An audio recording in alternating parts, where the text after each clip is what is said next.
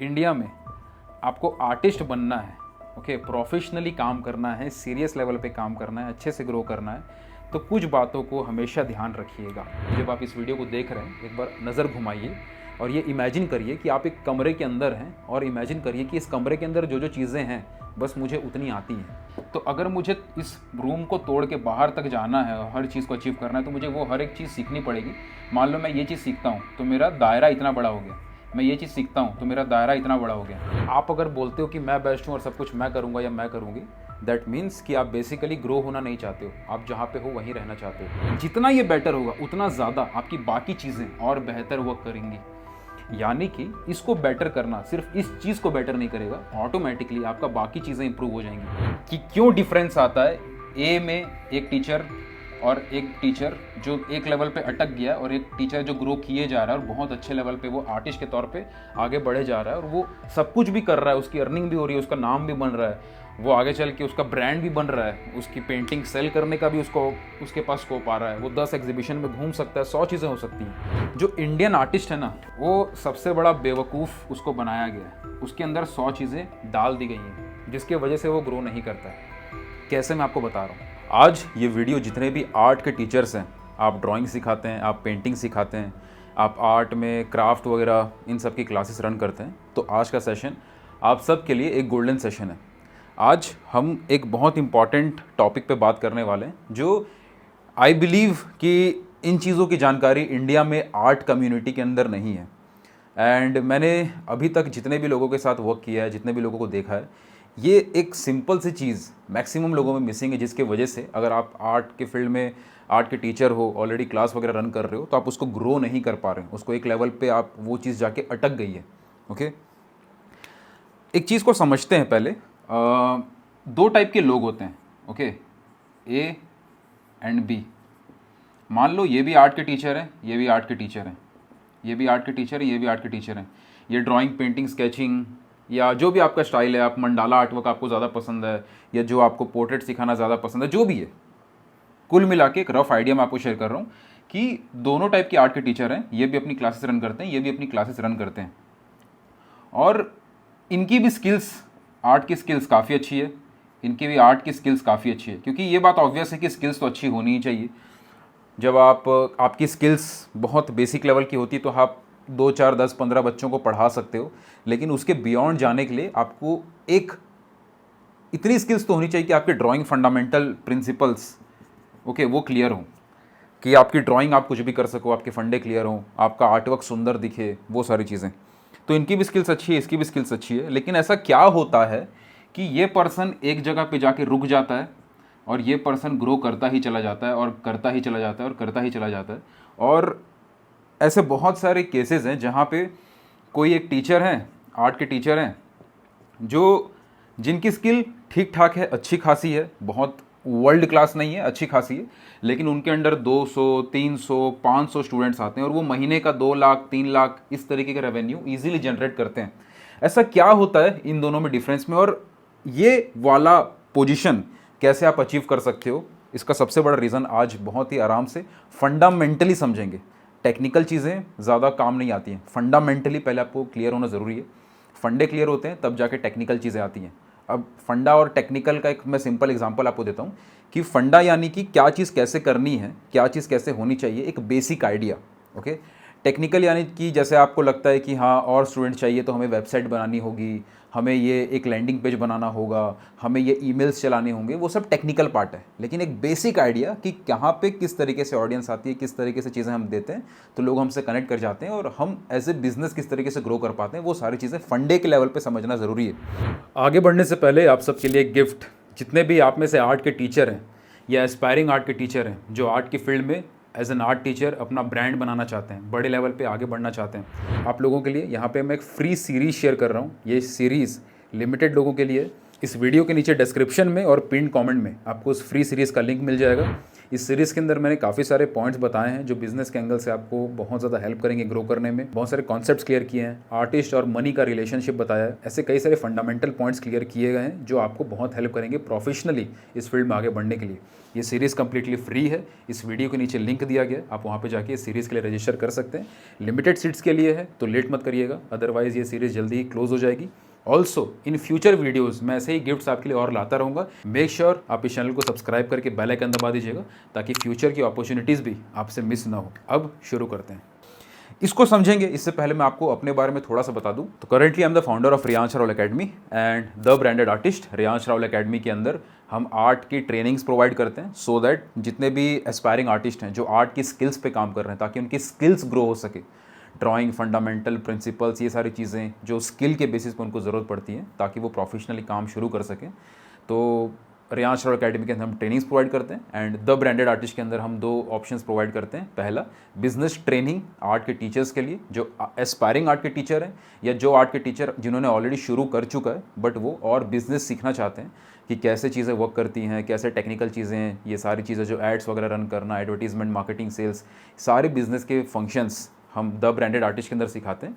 Also the branded artist के अंदर एक और सर्विस हम प्रोवाइड करते हैं जहाँ पे हमारी टीम आपके लिए सब काम सेटअप करके देती है। तो TBA सर्विस एक वर्टिकल है हमारा। तो अगर ऑलरेडी आप में से कोई आर्ट का टीचर है जो महीने के 40,000 से ऊपर की अर्निंग ऑलरेडी कर रहे हैं, 1 साल से ज़्यादा का एक्सपीरियंस ऑलरेडी है और एक बार में अगर आप 20 बच्चों से ज़्यादा को हैंडल करने का आपका एक्सपीरियंस है तो TBA की सर्विसेज भी आप चेकआउट कर सकते हैं। वहाँ पे आपके करंट बिजनेस मॉडल को समझते हुए, आपके करंट प्रॉफिटेबिलिटी, आपका करंट ऑफरिंग सब कुछ समझते हुए एक एनालिसिस करने के बाद हमारी टीम आपका बिजनेस को सेटअप करती है। भले वो एड्स अकाउंट हो, वेबसाइट हो, लैंडिंग पेजेस हो, ईमेल मार्केटिंग हो, सब कुछ हमारी टीम करके देती है आपके लिए ताकि आपको कुछ ना करना पड़े, आप अपने बिजनेस पे फोकस कर सको।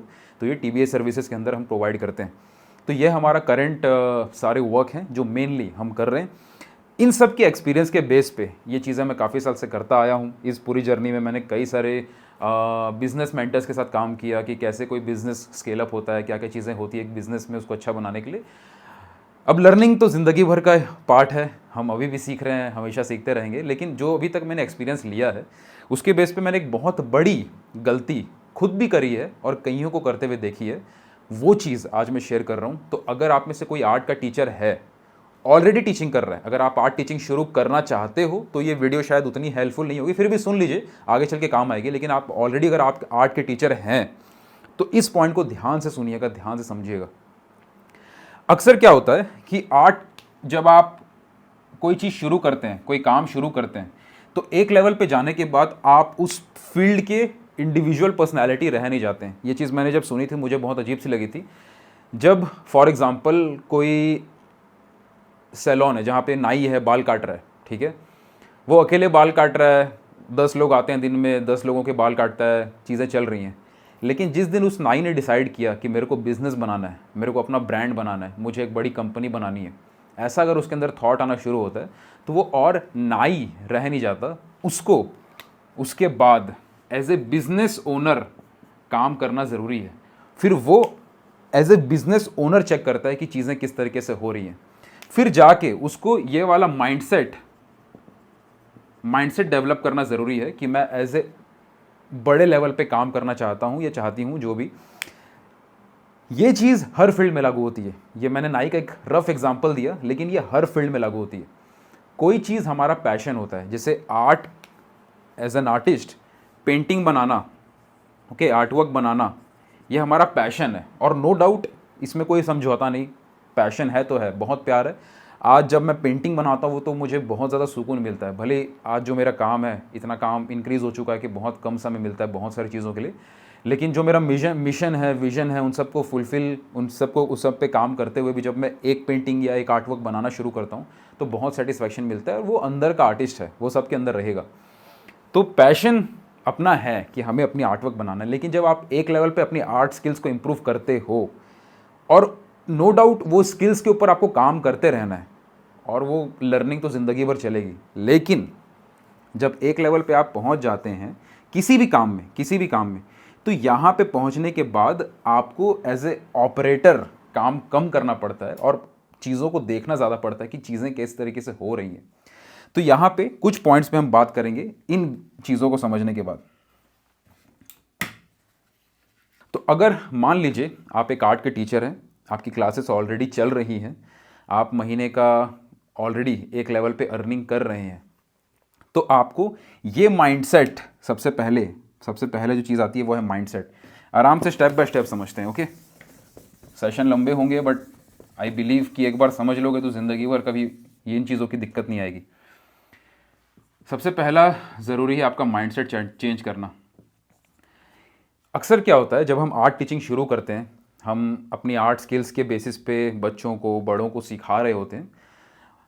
हमें सिखाने में मज़ा आता है, हमें टीचिंग देने में मज़ा आता है, बच्चों को, बड़ों को सीखने में मज़ा आता है।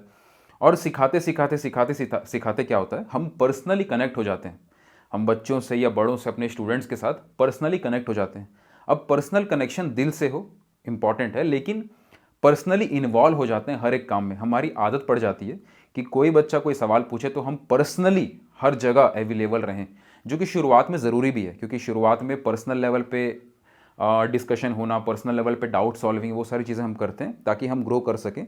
और ये जो फंडे मैं बता रहा हूँ, ये ऑनलाइन ऑफलाइन दोनों के लिए, ऐसा नहीं है कि ये सिर्फ ऑफलाइन के लिए, ऑनलाइन ऑफलाइन दोनों के लिए। तो एक लेवल पे जब आप बच्चों को, बड़ों को, जिसके भी आप क्लासेस लेते हो ना, जब आपकी क्लासेस ग्रो हो जाती है तो आपको ये समझना पड़ेगा कि अब अगर आपको इस लेवल पे पहुंचने के बाद इससे ऊपर जाना है, तो आपको वो करना पड़ेगा जो आज तक आपने नहीं किया था।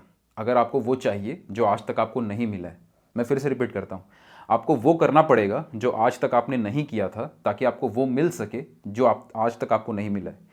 एक लेवल तक आप ग्रो कर पाएंगे, लेकिन उसके बाद आपको आगे बढ़ने के लिए अपना माइंडसेट चेंज इस तरीके से करना पड़ेगा कि मैं क्या क्या कर सकता हूँ या कर सकती हूँ जिसके वजह से मेरा करंट काम और ग्रो हो सके।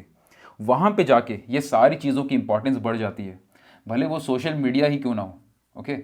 एग्जाम्पल के तौर पे मैं आपको बताता हूँ। अब सोशल मीडिया सुनने में बहुत ईजी लगता है, सिंपल सा लगता है, और एक बेसिक सी चीज़ लगती है कि हाँ, इंस्टाग्राम है, यूट्यूब है, इसमें वीडियो शूट करेंगे, डाल देंगे।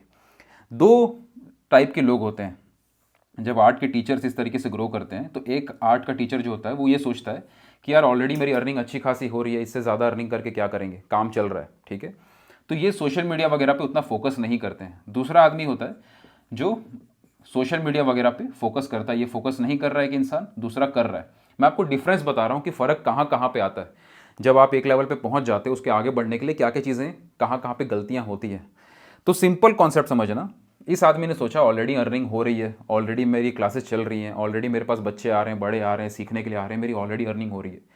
दूसरा इंसान ये सोचता है कि नहीं, अर्निंग हो रही है, सब कुछ हो रहा है, लेकिन सोशल मीडिया ज़रूरी है, क्योंकि सोशल मीडिया पे मुझे और लोग रीच आउट कर पाएंगे, और लोग देख पाएंगे, और मेरी लीड जनरेट हो पाएगी, और मुझे लोग जान पाएंगे, और भी लोगों तक मैं पहुंच पाऊंगा या पहुंच पाऊंगी, और भी लोग जब मुझे जानेंगे, मेरा डिमांड बढ़ेगा तो मेरी प्राइस भी बढ़ेगी। बहुत सारी चीज़ें वो सोचता है फ्यूचर के बारे में। अब इसमें एक और इम्पॉर्टेंट पॉइंट जो आता है कि जब सोशल मीडिया पे वो इंसान कंटेंट बना रहा है अपने काम से रिलेटेड, जो काम वो एक्चुअल में कर रहा है, जिसके थ्रू उसकी अर्निंग हो रही है, उससे रिलेटेड वो सोशल मीडिया पे कंटेंट भी बनाता है। और इसलिए नहीं बनाता है कि मुझे सिर्फ सोशल मीडिया पे लोग चाहिए मेरे सामान को खरीदने के लिए, मेरे सर्विसेज को लेने के लिए, बट वैल्यू देने के लिए। वो वैल्यू देना चाहता है, वो वैल्यू देने के लिए कंटेंट बनाता है। तो जब ये इंसान सो भी रहा होता है, हम बोलते हैं ना कि दिन में हम 8 घंटा काम करते हैं, 6 घंटा काम करते हैं, 7 घंटा काम करते हैं, लेकिन ये इंसान 24 घंटा काम करता है। कैसे? ये 8 घंटा नॉर्मली काम करता है, और बाकी जो घंटे बच गए तब इसके सोशल मीडिया पे वीडियो चल रहे होते हैं। मतलब ये सो भी रहा है तो कहीं ना कहीं इसको दुनिया में कोई ना कोई इसकी वीडियो देख रहा था। जैसे आज मैं ये वीडियो शूट कर रहा हूँ, तो मैं इस वीडियो को जब अपलोड कर दूंगा और अपना कुछ और काम कर रहा हूँ, तब आप ये वीडियो को कोई ना कोई किसी दुनिया के किसी कोने से इस वीडियो को देख रहा होगा, ओके। तो ये जो चीज़ है, ये एक लेवरेज देती है आपके टाइम को, आपको एक लेवरेज देती है कि आप अपना बाकी काम करते हुए भी किसी न किसी के फ़ोन पे किसी न किसी को दिख रहे हो, कोई ना कोई आपको जान रहा है, कोई ना कोई तक आप पहुंच रहे हो। तो ये वाला थॉट, एक चेंज जैसे ही आ जाता है ये थॉट कि एक इंसान 8 घंटा काम कर सकता है या एक इंसान 12-13 घंटा मैक्सिमम काम कर सकता है, लेकिन जस्ट एक सोशल मीडिया की वजह से मेरा काम जो 12 घंटा मैं करता था वो 24 घंटा का हो सकता है। तो ऑटोमेटिकली ये पर्सन दुगनी स्पीड से ग्रो करेगा इस पर्सन के कंपैरिजन में, और दुगनी स्पीड बहुत ज़्यादा स्पीड होती है। जैसे जैसे वो कंपाउंड होती है, जैसे हर महीने दर महीने वो काम बढ़ता जाएगा बढ़ता जाएगा बढ़ता जाएगा, ऑटोमेटिकली एक लेवल पे आने के बाद ये जो सेकंड आर्ट का टीचर है ये इससे काफ़ी ज़्यादा ग्रो कर चुका होगा, काफ़ी ज़्यादा इसकी अर्निंग हो रही होगी, काफ़ी लोगों तक ये पहुंच चुका होगा। तो ये माइंडसेट शिफ्ट बहुत ज़रूरी है। सेकंड पॉइंट जो बेसिकली माइंडसेट के अंडर ही आता है, एक पर्सनल थॉट आ जाता है जब भी हम कोई काम शुरू करते हैं कि ये काम मुझसे बेहतर कोई नहीं कर सकता। आप दुनिया का कोई भी काम उठा लो ना, और कितना भी प्रैक्टिस कर लो और कितने भी बेस्ट बन जाओ, कोई ना कोई होगा जो आपसे बेहतर होगा, और ये चीज़ फैक्ट है, रियलिटी है। और जब हम एज एन आर्ट टीचर काम कर रहे होते हैं तो चलो शुरू में क्या होता है, एक बच्चे को, 2 पर्सन को, 10 बच्चों को, बड़ों को, जिसको भी, 10 स्टूडेंट्स को, 15 स्टूडेंट्स को, 20 स्टूडेंट्स को, 25 स्टूडेंट्स को, 30 स्टूडेंट्स को, हम एक लेवल तक हम एक्सपैंड कर सकते हैं। बट उसके बाद ज़रूरी है कि हमें लोग चाहिए, और लोग चाहिए इन द सेंस कि कोई ना कोई ऐसा हो जो आपका कोई एक रिस्पॉन्सिबिलिटी उठा सके, जो चीज़ जिसके वजह से आपका समय बच सके, ताकि आप बाकी काम पे ज़्यादा फोकस कर सको। क्योंकि अगर ये चीज़ नहीं हो रही है तो ग्रो करना पॉसिबल ही नहीं है। एंड ऑब्वियस सी बात है, शुरुआत में पॉसिबल नहीं होगा कि आप किसी को हायर कर सको या किसी को हम अपने टीम मेंबर में ला सको जब आपकी अर्निंग ज़ीरो हो रही है। इसीलिए मैंने बोला कि आप ऑलरेडी एक लेवल पे जब अर्निंग कर रहे हो, जब आप ऑलरेडी एक लेवल पे आपका काम बढ़ चुका होता है, तो वहाँ से आगे बढ़ने के लिए ये चीज़ ज़रूरी है। तो ये वाला माइंडसेट छोड़ना ज़रूरी है कि I am the best. Okay, no, you are not the best. आप अगर बोलते हो कि मैं बेस्ट हूँ और सब कुछ मैं करूँगा या मैं करूँगी, दैट मीन्स कि आप बेसिकली ग्रो होना नहीं चाहते हो, आप जहाँ पे हो वहीं रहना चाहते हो। अब जैसे ही आप एक पर्सन को हायर करते हो, एक पर्सन को हायर करते हो, 2 टाइप के लोग होते हैं, एक आर्ट का टीचर ए, ये बी। ए बोलेगा कि नहीं मैं अकेले करूँगा, मैं सबसे अच्छा करता हूँ, मैं सब संभाल लूँगा, सब बेस्ट है मेरा, मैं सिखाता हूँ तो सब सीखते हैं, ये वो। मेरा भी ऐसा थॉट था जब एक टाइम तक मैं अकेले अपनी क्लासेस रन करता था, तो मैं सोचता था कि यार मैं जैसा सिखाता हूँ सब मेरे वजह से आते हैं, जो कि एक तरीके से सच भी था। क्योंकि जब मैं सिखाता था अपनी ऑफलाइन एकेडमी में, एक टाइम पर रन किया करता था, तो उस वक्त मेरे सिखाने का तरीका से काफ़ी बच्चों की बहुत ग्रोथ हुई थी। तो उसके वजह से बहुत लोगों को रिजल्ट्स मिलते थे, और लोग मेरे नाम से आना शुरू कर देते थे कि एक तो सर हैं रियांश राहुल, ऐसा कुछ नाम है उनका, एक सर है अच्छा सिखाते हैं, नाम क्योंकि धीरे धीरे बिल्डअप होना शुरू हो जाता है। लेकिन आपको अगर एक लेवल के बियॉन्ड जाना है ना, तो इट इज़ रियली इंपॉर्टेंट कि आपके साथ कोई और जुड़ सके जो आपका एक काम संभाल सके। अब हो सकता है शुरू में आप डायरेक्टली, आपको आर्ट का टीचर ना मिले कोई और, ओके, जैसे आप आर्ट टीचिंग दे रहे हैं तो शुरू में आप जल्दी से कोई दूसरा आर्ट का टीचर आपके टीम में आए, ऐसा ज़रूरी नहीं है। हो सकता है कोई और इंसान हो जो कोई और काम संभाले। जैसे फॉर एग्जांपल आप सोशल मीडिया यूज़ करते हैं, तो आपको एक वीडियो एडिटर जो आपकी वीडियो को एडिट कर सके, या जो भी जो आपका मेन काम है जिसमें आपका बहुत ज़्यादा टाइम जा रहा है, जो आपको पता है कि वो इम्पॉर्टेंट है, लेकिन अभी के लिए वो चीज़ आपसे मैनेज नहीं हो रही है और आप एक लेवल पे अर्निंग कर रहे हैं, इट इज़ रियली इंपॉर्टेंट कि आप इस काम को बढ़ाने के लिए एक पर्सन को ज़रूर लें जो आपका एक मेजर हिस्सा संभाल सके। क्योंकि जब आपका एक समय यहाँ पे जाता है तो कुछ खूबसूरत चीज़ें होती हैं, और ये बहुत कमाल की चीज़ है। जब तक आप अकेले काम कर रहे हो, ये हो आप, जब तक आप अकेले काम कर रहे हो, आपके पास सिर्फ 24 घंटे हैं दिन के, ठीक है, आपके पास 24 घंटे हैं। उसमें से अगर आप 12 घंटे भी काम करते हो, बाकी जो 12 घंटे बच गए, खाना पीना सोना सब हटा देते हैं, 12 घंटे आपके बच गए, उसमें आप क्योंकि सोशल मीडिया यूज़ कर रहे हो, तो सोशल मीडिया के वजह से आपका 24 घंटा यूज़ हो रहा है, आप 24 घंटे काम कर रहे हो। अब जब आप एक पर्सन को और लाते हो, तो ये पर्सन अगर 6 घंटे काम करता है, तो अब टोटल 24 + 6, अब आप टोटल 30 घंटे काम करते हो। क्योंकि यहाँ पे जो आपका 6 घंटे एडिटिंग में या वीडियो कंटेंट रेडी करने में जा रहा था, वो कोई और पर्सन संभाल रहा है, तो आपके जो 6 घंटे बच गए आप उसको किसी और जगह पे लगा सकते हो। तो कलेक्टिवली अब आप 30 घंटे से ज़्यादा काम कर रहे हैं। तो ये बहुत ही बेतुका है कहना कि हर इंसान के पास 24 घंटे होते हैं। नहीं, कुछ इंसान के पास 1000 घंटे भी होते हैं दिन के, क्योंकि उनके पास हज़ारों लोग होते हैं जो उनके साथ काम कर रहे होते हैं।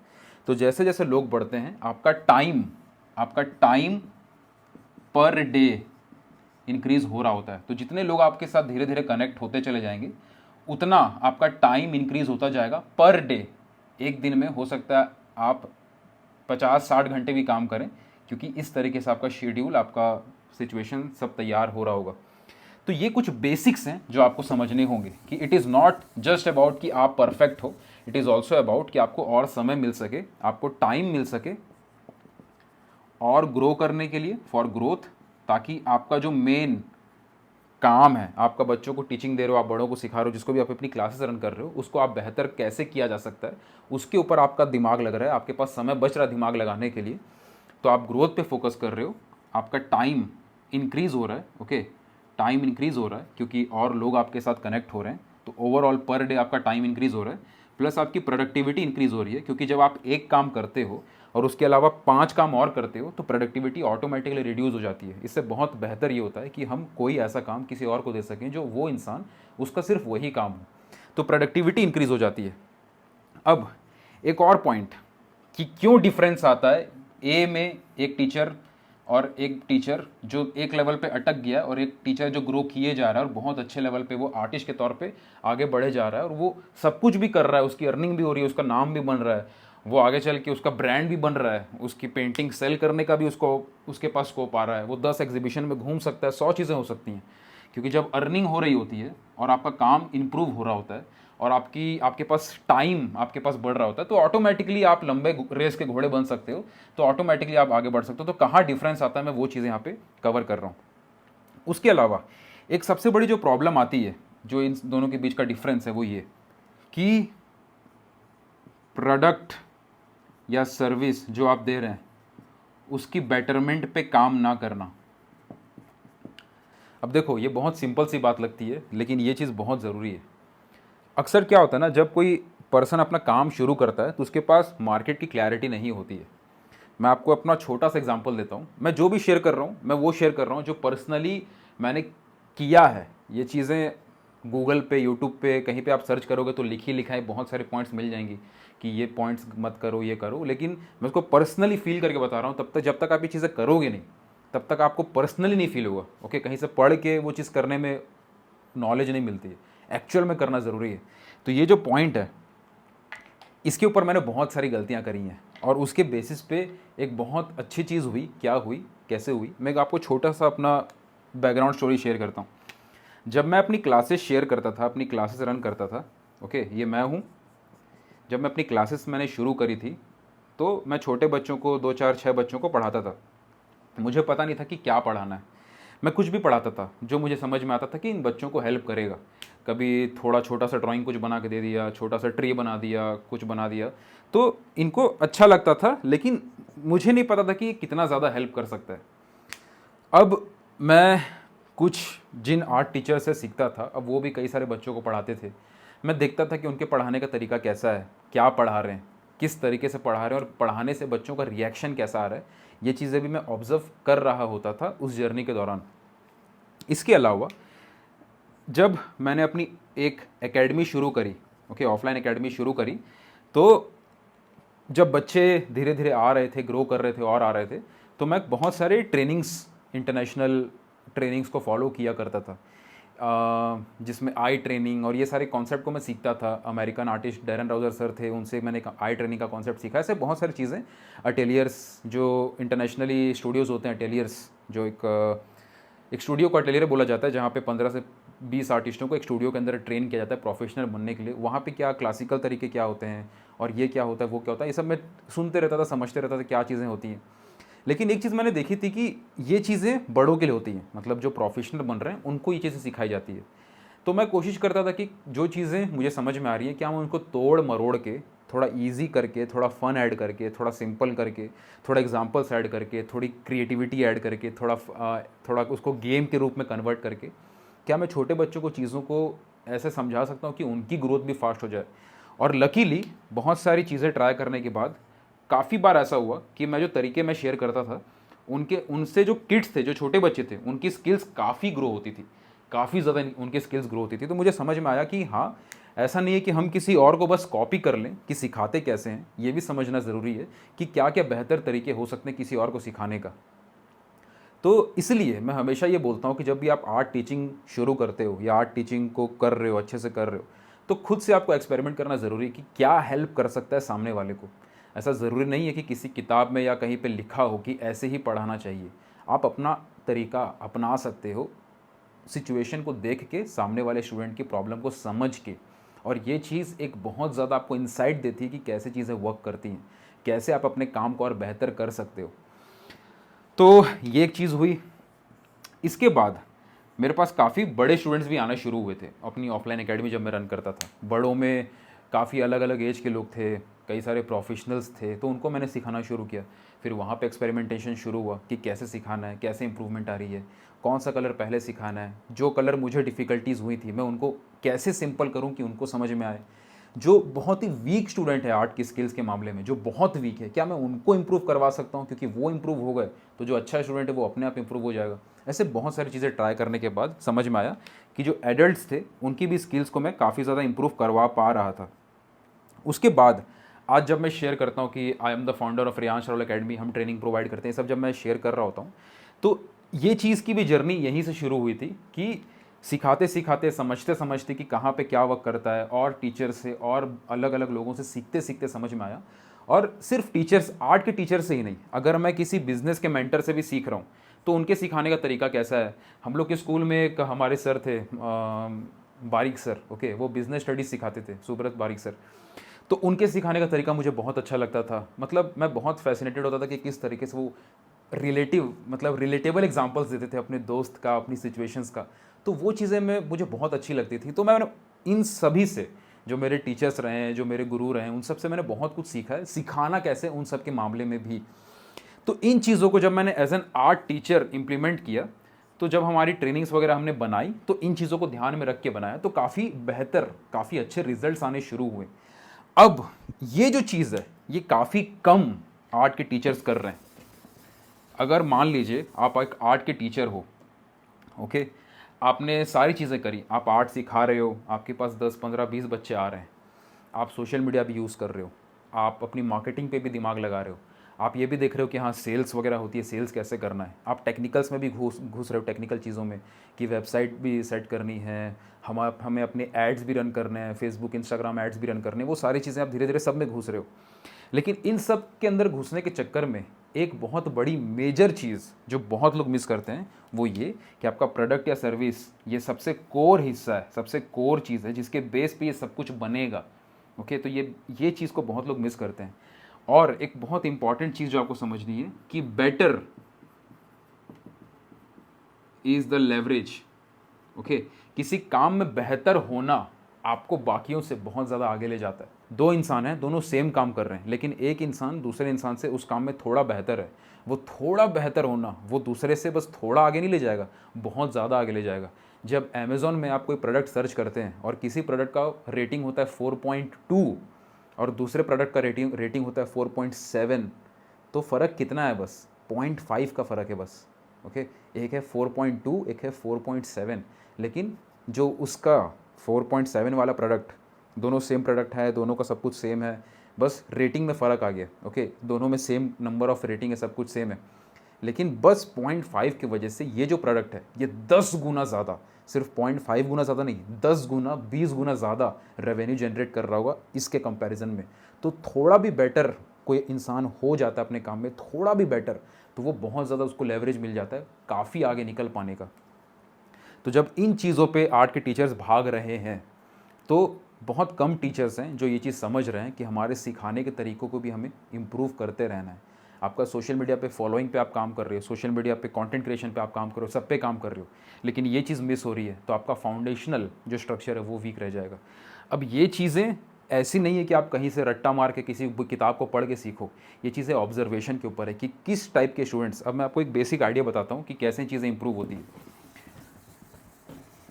आपके पास 50 बच्चे आते हैं, 50 स्टूडेंट्स आते हैं, उन 50 बच्चों को आपको ऑब्ज़र्व करना ज़रूरी है कि उनको क्या क्या अच्छा लग रहा है, कहाँ पे प्रॉब्लम आ रही है, कहाँ पे उनको कन्फ्यूजन्स हो रहे हैं। ये सारे जो क्वेश्चंस हैं आपको ऑब्ज़र्व करने ज़रूरी हैं अगर आपको ये चीज़ बहुत इंप्रूव करनी है तो, कि उनको पसंद क्या आ रहा है, टोटल चीज़ में क्या पसंद आ रहा है। और कई बार ऐसा होता है कि जो आपको लग रहा है कि उनको पसंद आ रहा है, ज़रूरी नहीं है कि उनको वही पसंद आ रहा है। और ये गलती मैंने करी है, इसलिए मैं समझ रहा हूँ कि भाई बहुत बार ना मुझे ऐसा फील हुआ है कि शायद मैं बहुत ज़्यादा स्ट्रिक्ट और बहुत नई चीज़ें बता दूंगा तो सामने वाले को मज़ा आ जाएगा, ऐसा नहीं होता। आपका टैलेंट कितना है उससे सामने वाले को 1% फ़र्क नहीं पड़ता। ओके, नो डाउट उससे आपको ब्रांड बनाने में और रीच मिलने में फ़र्क मतलब हेल्प होती है, लोगों को पहचानने में कि लोग आपके काम को देख के अट्रैक्ट होते हैं, वो सारी चीज़ें होती हैं। बट जब कोई आपसे सीखने आता है, आपसे कनेक्ट होता है, तो उसको इस बात से फ़र्क नहीं पड़ता कि आपके अंदर टैलेंट कितना है। उसको सिर्फ इस बात से फ़र्क पड़ता है कि आप उनको कैसे हेल्प कर सकते हो, क्योंकि सामने वाले ने फ़ीस दी है, उस फीस के बदले वो कुछ रिजल्ट चाहता है। वो रिजल्ट्स आप दे पा रहे हो कि नहीं दे पा रहे हो, इससे फ़र्क नहीं पड़ता कि आप दुनिया के कितने अच्छे टैलेंटेड इंसान हो, आप उनको वैल्यू दे पा रहे हो कि नहीं दे पा रहे हो, सिर्फ इस बात से फ़र्क पड़ता है। तो जब आप कोई चीज़ शेयर करते हो, अपनी क्लासेस रन करते हो, तो एक जो चीज़ मैं आपको अभी चीज़ बता रहा हूँ, ये गोल्डन तरीका है, और ये चीज़ मैंने कई गलतियाँ और कई एक्सपेरिमेंट के बाद सीखी हैं। ये गोल्डन रूल है, मान के चलिए कि जब आप 5, 10, 15, 20, 50 लोग, लगभग 50-60 लोगों से कनेक्ट हो जाते हैं, तो इस 50-60 में एक डेटा ज़रूर चेक करिए कि किसको क्या अच्छा लग रहा है, क्या बुरा लग रहा है, क्या चीज़ उनको पसंद आ रही है, क्या उनको कन्फ्यूज़न, कौन कौन से सवाल है जहाँ पे उनको सबसे ज़्यादा डाउट्स आते हैं, ऐसी कौन सी चीज़ है जो उनको अच्छी नहीं लग रही है, जो आपको लगता है कि उनको लगनी चाहिए। जैसे एग्जाम्पल के तौर पे आप अपनी क्लासेस रन करते हो, किड्स को, बच्चों की क्लासेस आप रन करते हो, आपका स्किल्स अच्छा है, आपके पढ़ाने का तरीका अच्छा है, आप समझाते अच्छा हो, आप सब कुछ कर पा रहे हो, लेकिन पता चला कि उन बच्चों को इंटरेस्ट नहीं आ रहा फिर भी, क्योंकि आप चीज़ों को इंटरेस्टिंग बना नहीं पा रहे हो। कैसे नहीं बना पा रहे हो कि आप सिंपल बोलते हो कि हाँ बेटा ये सर्कल बनाएंगे, फिर उसके बाद स्क्वायर बनाएंगे। उसी तरीके से दूसरा कोई टीचर बोल रहा है कि आज हम बनाएंगे एक सर्कल, सर्कल का देखो आँख है, दो एक ठो मुँह है, सर्कल बड़ा खुश है, तो ये खुश खुश वाले सर्कल को हम बनाएंगे। कुछ भी हो सकता है, मैं रैंडमली बोल रहा हूँ अभी, लेकिन एक सिंपल चीज़ को कहने के बहुत सारे तरीके हो सकते हैं। और ये चीज़ें आप लोग समझ रहे होंगे कि कैसे जब आप सोशल मीडिया यूज़ करते हैं तो कैसे इंटरेस्टिंग लोग मिलते हैं जो सिंपल बात कह रहे होते हैं, लेकिन उनके कहने का तरीका, अब मैं ये नहीं बोल रहा हूँ कि हाँ आप नाक में चिल्लाओ या कुछ अनोखे पागलों वाली हरकत करो, बट सेम चीज़ को कहने के बहुत तरीके हो सकते हैं जो आपको ज़्यादा सुइटेबल भी लगे और सामने वाले को अच्छा भी लगे। तो ये चीज़ें जब आप चेक करते हो तो आपको समझ में आता है कि ये चीज़ हमें करनी है। कई बार बहुत सिंपल चीज़ें होती हैं, जैसे एक स्माइल का ना होना स्ट्रेसफुल लगता है, पता नहीं ऐसे कौन से मैयत पे आके पढ़ा रहे हैं, ऐसे लगता है। एक टीचर हैं, पढ़ा रहे हैं, बस ऐसे पढ़ा रहे हैं, हाँ तो बच्चे आज हम ये करेंगे, तो छोटे बच्चे बैठे हैं कि आज हम ना ये करेंगे, आज इसके ऊपर पढ़ेंगे, आज चीज़ हम ये करेंगे। चलो शुरुआत में ये चीज़ें होंगी, लेकिन इन चीज़ों को ऑब्ज़र्व करना ज़रूरी है, अवेयर रहना ज़रूरी है कि मेरी गलती कहाँ है। सामने वाले की गलती हर समय बताने की बजाय कि वो सुनता नहीं है, वो पढ़ती नहीं है, वो आता नहीं है, वो ऐसा करती नहीं है, वो समझता नहीं है, अपने आप को एक्सेप्ट करना ज़रूरी है कि हम कहाँ गलती कर रहे हैं, अपने आप को बेटर करना ज़रूरी है। तो 50-60 बच्चे के अंदर में आपको डेटा मिल जाएगा कि क्या क्या एक्चुअल में प्रॉब्लम है, क्योंकि ऐसा भी होता है कि कई लोग ज़बरदस्ती की प्रॉब्लम बताते हैं जो एक्चुअल में प्रॉब्लम नहीं होती है। इसीलिए मैंने बोला कि एक पर्सन के बेस पे नहीं, 40-50-60 बच्चे या 40-50-60 स्टूडेंट्स के बेस पे जब एक्सपेरिमेंट होते हैं तो एक आइडिया मिल जाता है कि कहाँ पे बहुत सारी कौन से डाउट हैं जो ज़्यादा लोग के आ रहे हैं। एक पैटर्न समझ में आता है कि क्या चीज़ें सही हो रही है, क्या चीज़ें गलत हो रही हैं, उसको ठीक करना पड़ता है अगले 50-60 लोगों के बीच में, और ऐसे करते करते हमें इम्प्रूव करना पड़ता है। और ये improvement it will take time, 1 साल 2 साल 3 साल चलता रहेगा, लेकिन जैसे जैसे ये चीज़ें बेटर होती जाएंगी, जैसे जैसे आपका स्किल्स इन चीज़ों के मामले में, आपका प्रोडक्ट जो आप कोर्सेज देते हो, आप ट्रेनिंग्स देते हो, आप प्रोग्राम्स रन करते हो, आप वर्कशॉप्स रन करते हो, या आप सर्विसेज देते हो, आप लाइव पढ़ाते हो, लाइव सिखाते हो, आपकी सर्विसेज हैं, जो भी है, जितना इसके ऊपर आप काम करते रहोगे ये बेटर होता जाएगा। उतना ज़्यादा, जितना ये बेटर होगा उतना ज़्यादा आपकी बाकी चीज़ें और बेहतर वर्क करेंगी। यानी कि इसको बेटर करना सिर्फ इस चीज़ को बेटर नहीं करेगा, ऑटोमेटिकली आपका बाकी चीज़ें इंप्रूव हो जाएंगी। आपका माइंडसेट डेवलप होगा कि किन चीज़ों को कैसे करना है, आपकी ओवरऑल अर्निंग बढ़ जाएगी क्योंकि और लोग आपके पास आना चाहेंगे। आपका सोशल मीडिया पे जो आप यहाँ पे सिखा रहे हैं वो सिखाने का तरीका आपके सोशल मीडिया पे रिफ्लेक्ट होगा, तो वहाँ पे लोग कनेक्शन ज़्यादा बना पाएंगे। कुल मिला के हर जगह चीज़ें रिफ्लेक्ट होंगी। तो better is the leverage, product या सर्विस जो भी आप देते हैं उसको इम्प्रूव करना। और एक चीज़ को आपको समझना होगा कि आगे चल के जब आप कुछ भी करें, एक बहुत बड़ा डिफरेंस मैंने देखा है आर्टिस्टों के बीच में कि एक आर्टिस्ट है, ठीक है, एक आर्टिस्ट है जिनकी स्किल्स बहुत कमाल की है, मतलब आर्ट की स्किल्स बहुत अच्छी है, और एक आर्टिस्ट है जिनकी आर्ट की स्किल्स अच्छी है, मतलब आउटस्टैंडिंग देख के दिमाग खराब हो जाए ऐसा नहीं है, लेकिन हाँ अच्छी है। मतलब कोई भी नया इंसान देखेगा तो बोलेगा वाह क्या आर्टवर्क है, मतलब इतनी स्किल्स तो है, ठीक है। तो ये इसकी भी स्किल्स अच्छी है, ऐसा नहीं कि बहुत कोई बेकार स्किल वाला इंसान है, लेकिन अच्छी स्किल है।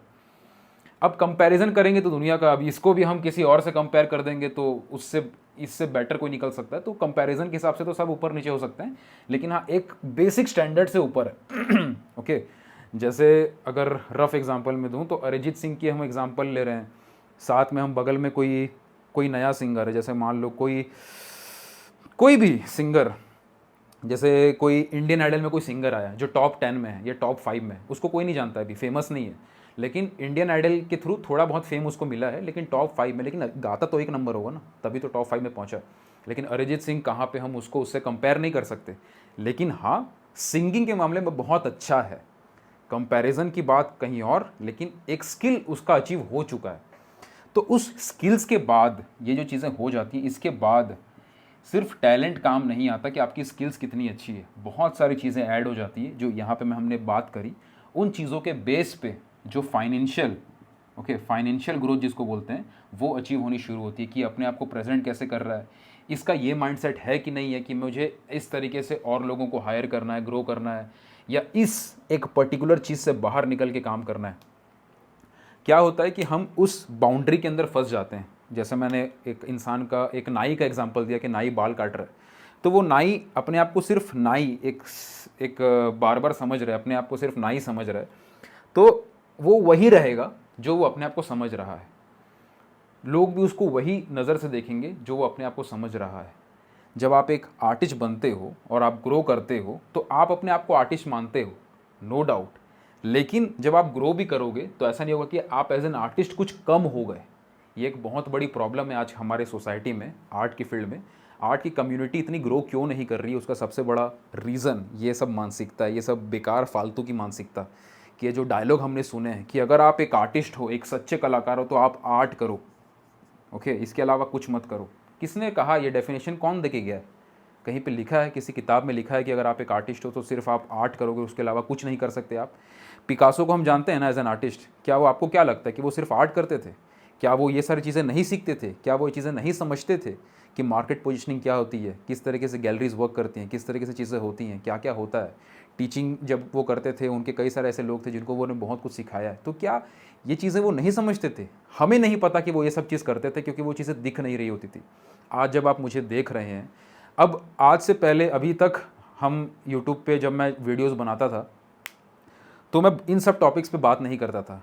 मैं एक sketch with me series run कर रहा था, जो आप में से कई लोगों ने देखा होगा, जहाँ पे मैं स्केचेस करता था, पेंटिंग्स के ऊपर काफ़ी वीडियोस। इसलिए बहुत टाइम से मैं बहुत सारे अलग अलग टॉपिक्स टच कर रहा हूँ जो प्रोफेशनल आर्टिस्ट के लिए काम की हूँ, क्योंकि इन टॉपिक्स पे कोई बात नहीं कर रहा है। अब जब ये चीज़ें मैं कर रहा हूँ तो बहुत सारी चीज़ें आप मेरे बारे में भी जान पा रहे हैं कि ये सारी चीज़ें हो रही हैं, ये सारी चीज़ें चल करनी पड़ती हैं। आज के डेट में मैं हर समय पेंटिंग नहीं कर सकता, और ना ही मेरा गोल है कि मैं सिर्फ आर्टवर्क करूं और मैं किसी और को वैल्यू ऐड ना करूं। आज के डेट में मुझे ये फील होता है कि मेरा जो मिशन है उसके ऊपर मैं और फोकस करूं। तो आज के डेट में मेरी टीम मीटिंग्स भी होती है, फ्यूचर के ऊपर प्लान्स भी बनाने होते हैं। ओके, टेक्निकल चीज़ें जो चल रही हैं, हमारे पेजेस वगैरह, वेबसाइट वगैरह, उन सब पे क्या चीज़ें ऊपर नीचे हो रही हैं, उन सब के ऊपर हम डिस्कशन वगैरह भी हमारे हो रहे होते हैं। टोटल मैनेजमेंट के ऊपर देखना पड़ता है कि कहाँ पे कौन सी टीम किस तरीके से वर्क कर रही है, कैसा क्या क्या मेरा रोल कहाँ कहाँ पे है। बहुत सारी चीज़ें, 10 चीज़ें होती हैं। तो ये चीज़ें एक ही बात से समझ में आई कि अगर इस बाउंड्री के बाहर आपको निकलना है, एक नाई है बार्बर, ठीक है, जो एक दुकान चलाता है, बाल काटता है, इसको अगर अपनी इस बाउंड्री को तोड़ के बाहर निकलना है, अगर ये मन में रखता है कि मुझे और ज़्यादा ग्रो करना है, फाइनेंशियली ग्रो करना है, लोग मुझे जाने उस तरीके से ग्रो करना है, लोग मेरे टैलेंट को, मेरे काम को और समझ सकें, वो सब कुछ मुझे अपर लेवल पे लेके जाना है और इस बाउंड्री को तोड़ना है, तो उसको वो सारी चीज़ें सीखनी पड़ेंगी या करनी पड़ेंगी जो इसको यहाँ से ऊपर लेके, इसको तोड़ के लेके जा सके। क्योंकि जैसा मैंने बोला, आपको वो चीज़ सीखनी पड़ेंगी या वो चीज़ करनी पड़ेंगी जो आपने आज तक नहीं किया था, ताकि आपको वो मिल सके जो आज तक नहीं मिला है। अगर आप वही कर रहे हो, अगर आप वही करोगे जो आप आज तक करते आए थे, तो आपको वही मिलेगा जो आज तक मिलता आया था। अगर आप अपनी आर्ट की स्किल्स पे काम कर रहे हैं, उसकी प्रैक्टिस को जारी रख रहे हैं, इंप्रूवमेंट होगी नो डाउट, लेकिन फाइनेंशियली अगर मैं बात करूँ, प्रोफेशनली अगर आप ग्रो करने की बात कर रहे हैं, अगर आप एक आर्ट के टीचर हैं, आप 5, 10, 15, 20 बच्चों को पढ़ा रहे हैं, सिखा रहे हैं, आप एज एन आर्ट टीचर अपने आप को देख रहे हैं कि मुझे यहीं तक पढ़ाना है, यहीं तक सिखाना है और यहीं तक ही रहना है, तो जो आप कर रहे हो उसी को आप करते रहेंगे। लेकिन उसके बियॉन्ड आपको जाना है तो वो सारी चीज़ें सीखनी पड़ेंगी, या वो सारी चीज़ें, वो नई चीज़ें आपको करनी पड़ेंगी जो आज तक आपने नहीं करी थी या नहीं समझी थी। तो कुल मिला के अगर एक एनालॉजी समझें, एक थॉट, एक विजुअलाइजेशन करें, तो आप एक रूम के अंदर हैं। इस चीज़ को सोच के चलिए, जब आप इस वीडियो को देख रहे हैं एक बार नज़र घुमाइए और ये इमेजिन करिए कि आप एक कमरे के अंदर हैं, और इमेजिन करिए कि इस कमरे के अंदर जो जो चीज़ें हैं बस मुझे उतनी आती हैं। ओके, मान लो मैं इस कमरे के अंदर खड़ा हूँ, मुझे आर्ट की स्किल्स की नॉलेज है, मैं ड्राइंग कर रहा हूँ, मैं पेंटिंग्स करता हूँ, मुझे आर्ट के बारे में ये चीज़ें आती हैं, मेरे पास 10 बच्चे मेरे पास सीखने आते हैं। ये सारी चीज़ें मेरी करंट सिचुएशन है। लेकिन इसके बाहर बहुत सारी चीज़ें हैं कि मार्केटिंग कैसे करनी है, ओके, एड्स वगैरह चलानी भी एक चीज़ होती है। यहाँ पे अगर 100 बच्चों तक पहुँचना है तो क्या करना पड़ेगा, सोशल मीडिया को समझना एक चीज़ होती है। बहुत सारी चीज़ें हैं जो बाहर में घूम रही हैं। ओके, तो अगर मुझे इस रूम को तोड़ के बाहर तक जाना है और हर चीज़ को अचीव करना है तो मुझे वो हर एक चीज़ सीखनी पड़ेगी। मान लो मैं ये चीज़ सीखता हूँ तो मेरा दायरा इतना बड़ा हो गया, मैं ये चीज़ सीखता हूँ तो मेरा दायरा इतना बड़ा हो गया, मैं ये चीज़ भी सीखता हूँ तो मेरा दायरा इतना बड़ा हो गया। ये सारी चीज़ें आपका दायरा बढ़ाती हैं, और इसलिए ज़रूरी है कि आपको इस मानसिकता से निकलना ज़रूरी पड़ेगा कि मुझे ये सारी चीज़ों को करना होगा। और सबसे, अब देखो ये सिंपल तो लग रहा है कि हाँ इसको करने के लिए ना मुझे ये सीखना पड़ेगा, तो आप ना मुझे एक लिस्ट दे दो कि मुझे क्या क्या सीखना पड़ेगा। आप सबके दिमाग में शॉर्टकट आएगा कि आप एक लिस्ट बता दीजिए कि क्या क्या सीखना है, हम वो कर लेंगे, हो जाएगा। इस तरीके से चीज़ें नहीं होती है। सबसे बड़ी प्रॉब्लम कहाँ पे आती है पता है? सबसे बड़ी प्रॉब्लम आएगी, और मैं प्योरली एक्सपीरियंस की वजह से बोल रहा हूँ, आप लोग फील कर रहे होगे इस चीज़ को, ठीक है। सबसे बड़ी प्रॉब्लम जो इस चीज़ को करने के पीछे होगी वो होगी आप खुद। You are the problem. आप खुद प्रॉब्लम हो। आप सब, मैं, हर कोई इंसान खुद सबसे बड़ा प्रॉब्लम होता है अपनी ग्रोथ के बीच में। क्योंकि हमारे दिमाग में बहुत सारे थॉट्स डाले गए हैं, बहुत सारी बातें घुसाई गई हैं, बहुत सारी विचारधारा हमारे दिमाग में बह रही है। ये थॉट, ये दिमाग, इसके अंदर जो थॉट्स घूम रहे हैं, इसके वजह से हम ग्रो नहीं करते हैं। कैसे, सुनिएगा। एक आर्टिस्ट है, ओके, एक ना इंडियन आर्टिस्ट है। अब जो मैं बोलने वाला हूँ ये चीज़ कई लोग रिलेट करेंगे, कई लोग समझेंगे, कई लोग सुधारेंगे और कई लोग विरोध करेंगे, और कई लोग बोलेंगे कि नहीं यार क्या उल्टी सीधी चीज़ें बता रहे हो, ऐसा नहीं होता। कई लोग ऐसा भी मुझे बोलेंगे। लेकिन जो भी है सच सच होता है, आप मानो या ना मानो। अगर मैं बोल रहा हूँ आग जल रहा है, उसमें हाथ डालोगे तो हाथ जल जाएगा, तो कुछ लोग मानेंगे, कुछ लोग नहीं मानेंगे। जो नहीं मानेंगे हाथ जला के मानेंगे, कुछ लोग जो मान जाएंगे वो सीख जाएंगे कि हाँ ज़बरदस्ती क्यों हाथ जलाना है, आगे एक दूसरा काम करते हैं। जो इंडियन आर्टिस्ट है ना, वो सबसे बड़ा बेवकूफ़ उसको बनाया गया है। उसके अंदर 100 चीज़ें डाल दी गई हैं जिसके वजह से वो ग्रो नहीं करता है। कैसे, मैं आपको बता रहा हूँ। इस इंडियन आर्टिस्ट को सबसे पहले एक विचार, एक थॉट डाला जाता है कि आप अगर आर्टिस्ट हो तो आप पैसे की बात मत करना, आप अगर आर्टिस्ट हो तो आप फेम की बात मत करना, आप अगर सच्चे कलाकार हो तो ये सारी चीज़ें मायने नहीं रखती है। आपको बस अपनी आर्ट पे फोकस करना है, सिर्फ आपको अपनी आर्ट पे फोकस करना है। अब प्रॉब्लम क्या होती है, ये चीज़ गलत नहीं है। एक लेवल पे चीज़ें ऐसा होता है कि हमारा ये टारगेट नहीं है, अर्निंग करना हमारा मेन टारगेट नहीं है। हमारा काम एज एन आर्टिस्ट अपनी स्किल्स पे, अपनी आर्ट पे फोकस करना है। प्रॉब्लम ये होती है कि इस चीज़ को लोग गलत तरीके से ले लेते हैं। उनका ये रहता है कि ये सब बेकार है, ठीक है। फिर वो अपनी आर्ट स्किल्स पे भी फोकस उतना अच्छे से नहीं करते हैं, क्योंकि अगर आर्ट स्किल्स पे फोकस कर रहे होते तो इंडिया में 96% से ज़्यादा लोगों का ड्राइंग फंडामेंटल प्रिंसिपल्स वीक नहीं होता। तो लोग अपनी आर्ट पे फोकस कर रहा हूँ या कर रही हूँ, इसको एक्सक्यूज़ बनाने लग गए हैं मैक्सिमम लोग। ये कड़वी है बात लेकिन सच है। मैक्सिमम लोग, क्योंकि जब वो अपने आर्ट स्किल्स के ऊपर काम कर रहे होते हैं तो उनको ऐसा, ये सारे थॉट्स उनके दिमाग में आ रहे होते हैं कि मैं सच्चा कलाकार हूँ, और ये चीज़ इतने सबकॉन्शियसली आ गई है सबके दिमाग के अंदर कि इन चीज़ों को पहली बात लोग गलत मानने लग गए। कुछ लोग इसी पर फोकस करते हैं तो वैसे भी आर्ट स्किल्स पे फोकस नहीं करते हैं। तो बेसिक बात है, आपको आर्ट स्किल्स पे फोकस करना है, इसलिए नहीं कि आपको दिन भर प्रैक्टिस करना है। आपको समझना होगा कि क्या प्रैक्टिस करना है, क्या आपका स्किल इंप्रूव करेगी। थॉटफुल होकर काम करना ज़रूरी है। तो आर्ट स्किल्स जब इंप्रूव नहीं होती है तो मैक्सिमम लोग एक्सक्यूज़ बनाते हैं कि ये सब चीज़ें ज़रूरी नहीं है, मनी वनी तो ये सब बेकार है, हम तो अपने रियल आर्टिस्ट हैं, हम तो इस पर फोकस करेंगे, ये वो 10 चीज़ें वो करते हैं। लेकिन सबके मन में कहीं ना कहीं ये चीज़ है कि हम अपनी आर्ट से अर्निंग करें, हम अपने आर्ट के थ्रू ग्रो करें, हम अपने आर्ट के थ्रू प्रोफेशनल बने, ये सब चाहते हैं। लेकिन फिर भी ये वाला जो कॉन्सेप्ट, ये जो थॉट है, ये लोग अपना एक्सक्यूज़ बना लेते हैं। जब तक ये एक्सक्यूज़ है, देखो आप मुझे हेट करो, मुझे प्यार करो, किसी और को हेट करो, किसी और को प्यार करो, कुछ भी आप करो, उससे आपकी सिचुएशन नहीं बदलेगी। ओके, मैं बस ये चीज़ें इसलिए शेयर करना चाहता हूँ क्योंकि ये चीज़ें जल्दी से आप किसी से नहीं सुनेंगे, ये कड़वी सच्चाई है। आप किसी से ये सारी बातें कोई आपको नहीं बोल रहा होगा, बट आई बिलीव कि जो लोग मुझे समझते हैं या देखते हैं, मैं आपको ये चीज़ें समझा सकूँ, शेयर कर सकूँ कि मैक्सिमम जब आप आर्टिस्टों को देखेंगे तो वो ये चीज़ें कह रहे होंगे, और ज़्यादातर वो आर्टिस्ट ऐसा कह रहे होंगे जो आर्ट की फील्ड में अर्निंग बिल्कुल नहीं कर रहे हैं। और जो लोग अर्निंग नहीं कर रहे हैं, मैं ये नहीं कह रहा हूँ कि हाँ अर्निंग नहीं कर रहे हैं तो वो बेकार हैं, नो डाउट वो आर्टिस्ट बहुत अच्छे हैं। लेकिन जब अर्निंग नहीं कर रहे होते हैं तो उनको सबसे पहला जो चीज़ करनी चाहिए वो ये चीज़ कि माननी चाहिए कि मेरी गलती है, मेरी गलती है कि ये 10 चीज़ें जो सीखनी चाहिए थी मैंने नहीं सीखी, इसके वजह से मेरी अर्निंग नहीं हो रही है। लेकिन अक्सर मैंने देखा है, और आपने भी कहीं ना कहीं देखा होगा कमेंट में या खुद आप वो कर रहे होंगे कि ना आर्ट में स्कोप नहीं है, क्योंकि मैंने तो बीएफए किया, मैंने ये डिग्री ली, मैंने वो डिग्री ली, मैं सच कह रहा हूँ आर्ट में स्कोप नहीं है। ये वही सारे आर्टिस्ट होते हैं जो आर्ट की फील्ड में काम नहीं कर पाते हैं। क्यों नहीं कर पाते? क्योंकि उन्होंने एक्सक्यूज़ बनाया था कि मैं सिर्फ आर्टिस्ट हूँ तो आर्ट करूँगा, बाकी चीज़ें बेकार हैं, बाकी चीज़ें मुझे नहीं सीखनी है। जबकि ये ऑब्वियस सी बात है कि कोई भी फील्ड हो, आपको बाकी चीज़ें भी आनी ज़रूरी होती हैं उस चीज़ को करने के लिए। आप खुद सोच के देखिए, जितने भी अच्छे एक्टर्स हैं, ओके, नसरुद्दीन शाह, नवाजुद्दीन सिद्दीकी, इरफान खान, जितने भी अच्छे अच्छे एक्टर्स, हमारी राजकुमार राव, और जितने भी नए जितने भी एक्टर्स हैं, आप एक बार मान के देखिए कि वो सिर्फ उनकी एक्टिंग स्किल्स बहुत अच्छी है, लेकिन वो बाकी चीज़ें कोई करने वाला नहीं होता। एक पर्सन नहीं होता जो डायरेक्शन दे रहा होता, एक पर्सन नहीं होता जो मूवी को प्रोड्यूस कर रहा होता, एक पर्सन नहीं होता जो मार्केटिंग वगैरह संभाल रहा होता। तो क्या वो अकेले अपनी स्किल्स के दम पे अपने आप को उतना उस लेवल पे मार्केट कर लेते जो आज वो कर रहे हैं? तो आर्ट स्किल्स होनी ज़रूरी है, लेकिन बाकी चीज़ें भी समझनी ज़रूरी होती है। और क्योंकि एक आर्टिस्ट अकेले ये सारी चीज़ों को पहले करना पड़ता है, तो ये चीज़ें भी सीखनी ज़रूरी पड़ती हैं।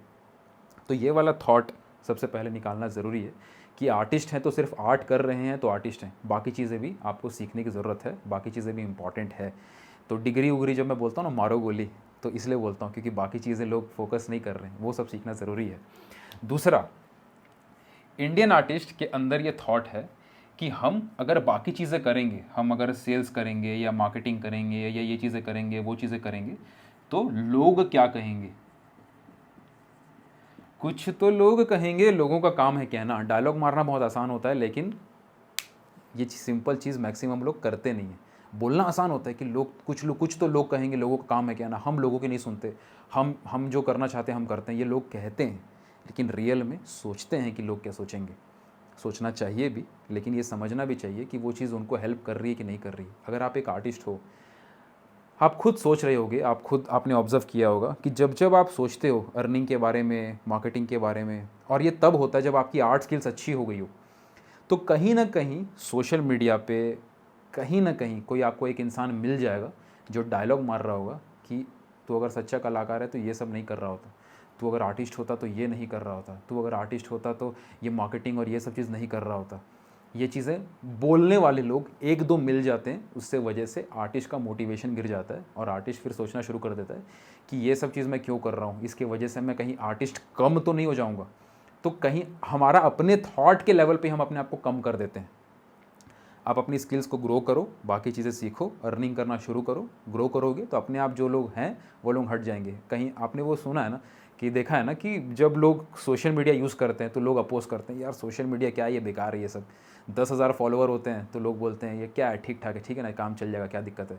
10,000 से 1 लाख फॉलोअर होते हैं, क्या कर रहा है भाई बता, तो कुछ अलग कर रहा है, मैं सुना अब तेरे तो बहुत फॉलोअर हो गए, क्या हो गया। जब ऐसे करके फॉलोइंग 10,000 से 1 लाख, 2 लाख, 10 लाख होने लग जाती है और उसकी बहुत ज़्यादा अपॉर्चुनिटी बन जाती है, तो वो सारे लोग जो किसी जॉब में हैं जहाँ पे वो ऐसा काम कर रहे हैं जिनको जो वो उससे नफ़रत करते हैं, और उस नफ़रत भरे काम में दिन भर खटने के बाद भी बहुत कम अर्निंग होती है उस पर्सन के कंपैरिजन में जो बहुत कम काम करके बहुत अर्निंग करता है, तो फिर एक जेलसी क्रिएट होती है। और यही चीज़ आर्टिस्टों के साथ भी सेम टू सेम है। जब आप एज एन आर्टिस्ट काम करोगे और आपकी अर्निंग होनी शुरू होगी, जब आप इन चीज़ों को समझ के आगे फाइनेंशियली ग्रो करोगे, तो ऐसे बहुत सारे आर्टिस्टों से आपका सामना होगा जो अच्छे हैं, ओपन हैं, एक्चुअल में आर्टिस्ट के तौर पे माइंड से खुले हुए हैं, वो लोग आपको हमेशा सपोर्ट करेंगे। जैसे आज अगर मैं अपनी जर्नी की बात करूं, बहुत सारे ऐसे आर्टिस्ट हैं जो मुझे बहुत प्यार करते हैं, बहुत सपोर्ट करते हैं, मतलब अच्छे से अच्छे आर्टिस्ट। लेकिन कुछ 1-2 आर्टिस्ट होते हैं, क्योंकि वो जेलसी होती है मन के अंदर, वो जेलसी उनके कड़वाहट में निकल रही होती है, तो वो चीज़ होगी। तो कई लोग ऐसे भी मिलेंगे। तो ये थॉट कहीं ना कहीं बहुत सारे आर्टिस्ट मन के अंदर रख चुके हैं कि हम ये सब चीज़ करेंगे तो हमें आर्टिस्ट हमें नहीं बोलेगा कोई, हमें लोग बिजनेसमैन मानेंगे, हमें तो लोग एंटरप्रेन्योर मानेंगे, हमें कोई आर्टिस्ट नहीं मानेगा। लेकिन ऐसा नहीं है।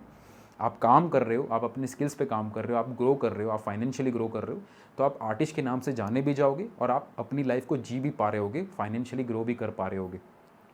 तो ये चीज़ आपको सबसे पहले दिमाग में समझनी है कि सोसाइटी के बेस पे आपको इन चीज़ों को निकालना है दिमाग से।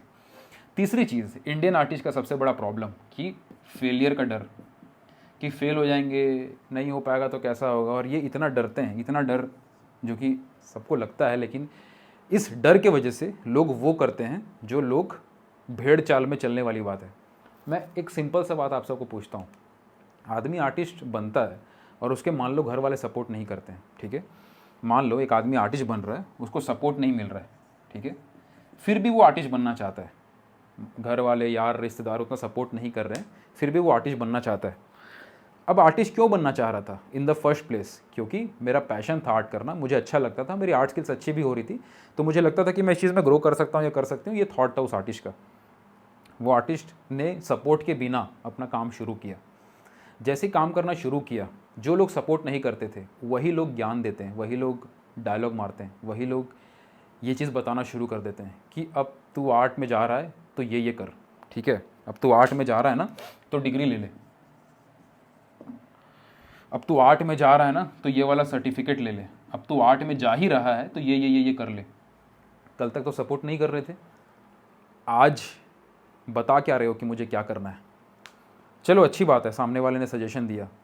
प्रॉब्लम ये होती है कि हम बोलते तो हैं कि हमें कोई सपोर्ट नहीं करता, हम आर्ट की फील्ड में निकल तो जाते हैं, लेकिन उसके बाद जब डर लग रहा होता है, जब समझ नहीं आ रहा था क्या करें, तो उसके बाद ये सारी चीज़ें जब कोई बता देता है तो हम इसके पीछे भागना शुरू कर देते हैं। मैं आपको आज भी बोल रहा हूँ, मैंने पहले भी कई बार बोला है, मैं आगे हमेशा बोलता रहूँगा कि डिग्री स्पेशली आर्टिस्ट के लिए, एक आर्टिस्ट के लिए डिग्री जितनी यूजलेस चीज़ है, ये है एक आर्टिस्ट, ये है आर्टिस्ट की डिग्री। इससे वाहियात चीज़, इससे घटिया चीज़ और इससे बेकार चीज़ दुनिया में कोई नहीं है। एक आर्टिस्ट कभी भी डिग्री से आर्टिस्ट नहीं बनता, ओके। आर्ट एक और लाइन में हमेशा बोलता आया हूँ, 2-3 लाइन में बोलता आया हूँ, जिसको याद रखना है प्लीज़ रखिएगा, ये आपको हमेशा के लिए काम आएगा, ओके। 2-3 लाइन में आपको शेयर कर रहा हूँ। पहला, आर्टिस्ट को डिग्री 1% भी काम की नहीं है, पहला point. It is all about skills. इसके पास कितनी स्किल्स है, उस स्किल्स के दम पे आर्टिस्ट बनेगा। अब कुछ लोग बोलेंगे सर गवर्नमेंट जॉब चाहिए होगी तो क्या करेंगे? गवर्नमेंट जॉब चाहिए तो आप फिर आर्ट के हिसाब से आर्टिस्ट नहीं बन रहे हो, फिर आप जॉब के लिए बन रहे हो, फिर आप आर्ट का जॉब करो या कुछ और जॉब भी करो, उससे कुछ फ़र्क नहीं पड़ता है, ओके। तो अगर आपको गवर्नमेंट जॉब चाहिए तो फिर आपका थॉट अलग है, मैं उस थॉट से बात ही नहीं कर रहा हूँ, ओके। वो फिर एज एन आर्टिस्ट वाली जॉब नहीं है, वो ऐसा है कि बस एक स्टेबल इनकम हो जाए, एक स्टेबल जॉब मिल जाए, तो फिर आप कुछ भी जॉब करो, आर्ट की जॉब में और गवर्नमेंट जॉब में फिर फ़र्क नहीं है। फिर वो गवर्नमेंट जॉब में और किसी और जॉब में आप एज एन आर्टिस्ट काम कर रहे हो या केमिस्ट्री टीचर बन रहे हो या कुछ और सिखा रहे हो या किसी कॉर्पोरेट में जाके किसी ऑफिस में काम कर रहे हो, सब बराबर है, ओके।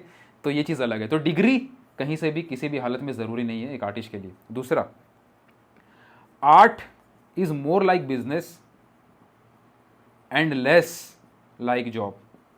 बिजनेस की तरह ज़्यादा है, जॉब की तरह कम है। यानी कि एक आर्टिस्ट को एंटरप्रेन्योर की तरह थॉट होना उसका ज़रूरी है। उसको ये चीज़ से बाहर निकलना पड़ेगा कि हाँ मुझे कोई नौकरी दे दे जहाँ पे मैं जाके जो मुझे बोला जाए मैं वो कर दूँ। क्योंकि अगर ये चीज़ है तो आप एक आर्टिस्ट की फ्रीडम वाली चीज़ के साथ काम नहीं कर पाएंगे। हाँ, शुरू में कई चीज़ें जॉब करी जाती हैं एक्सपीरियंस के बेस पे, समझने के बेस पे। और बिजनेस के अंदर भी दो चीज़ें आती हैं। एक तो चलो एक एंटरप्रेन्योर है कि अपना खुद का स्टार्टअप आप कर रहे हो। एक इंट्राप्रेन्योर करके एक टर्म होता है कि आप एक किसी स्टार्टअप के साथ काम कर रहे हो। जैसे अगर मैं अपना एग्जांपल दूं तो मेरे साथ आज हमारे करीब 10 से 11 लोगों की टीम है हमारी, ठीक है। कोई भी कुछ लोग हैं चलो जो सिर्फ जॉब के हिसाब से काम करते हैं हमारी टीम के अंदर। 2-3 लोग ऐसे हैं जो प्योरली जॉब के हिसाब से काम करते हैं कि वो फिक्स्ड सैलरी उनको मिलती है। लेकिन बाकी जितने भी लोग हमसे कनेक्टेड हैं, जो हमारी कोर टीम है या जितने भी लोग हमसे कनेक्टेड हैं, हम जॉब के हिसाब से काम ही नहीं करते।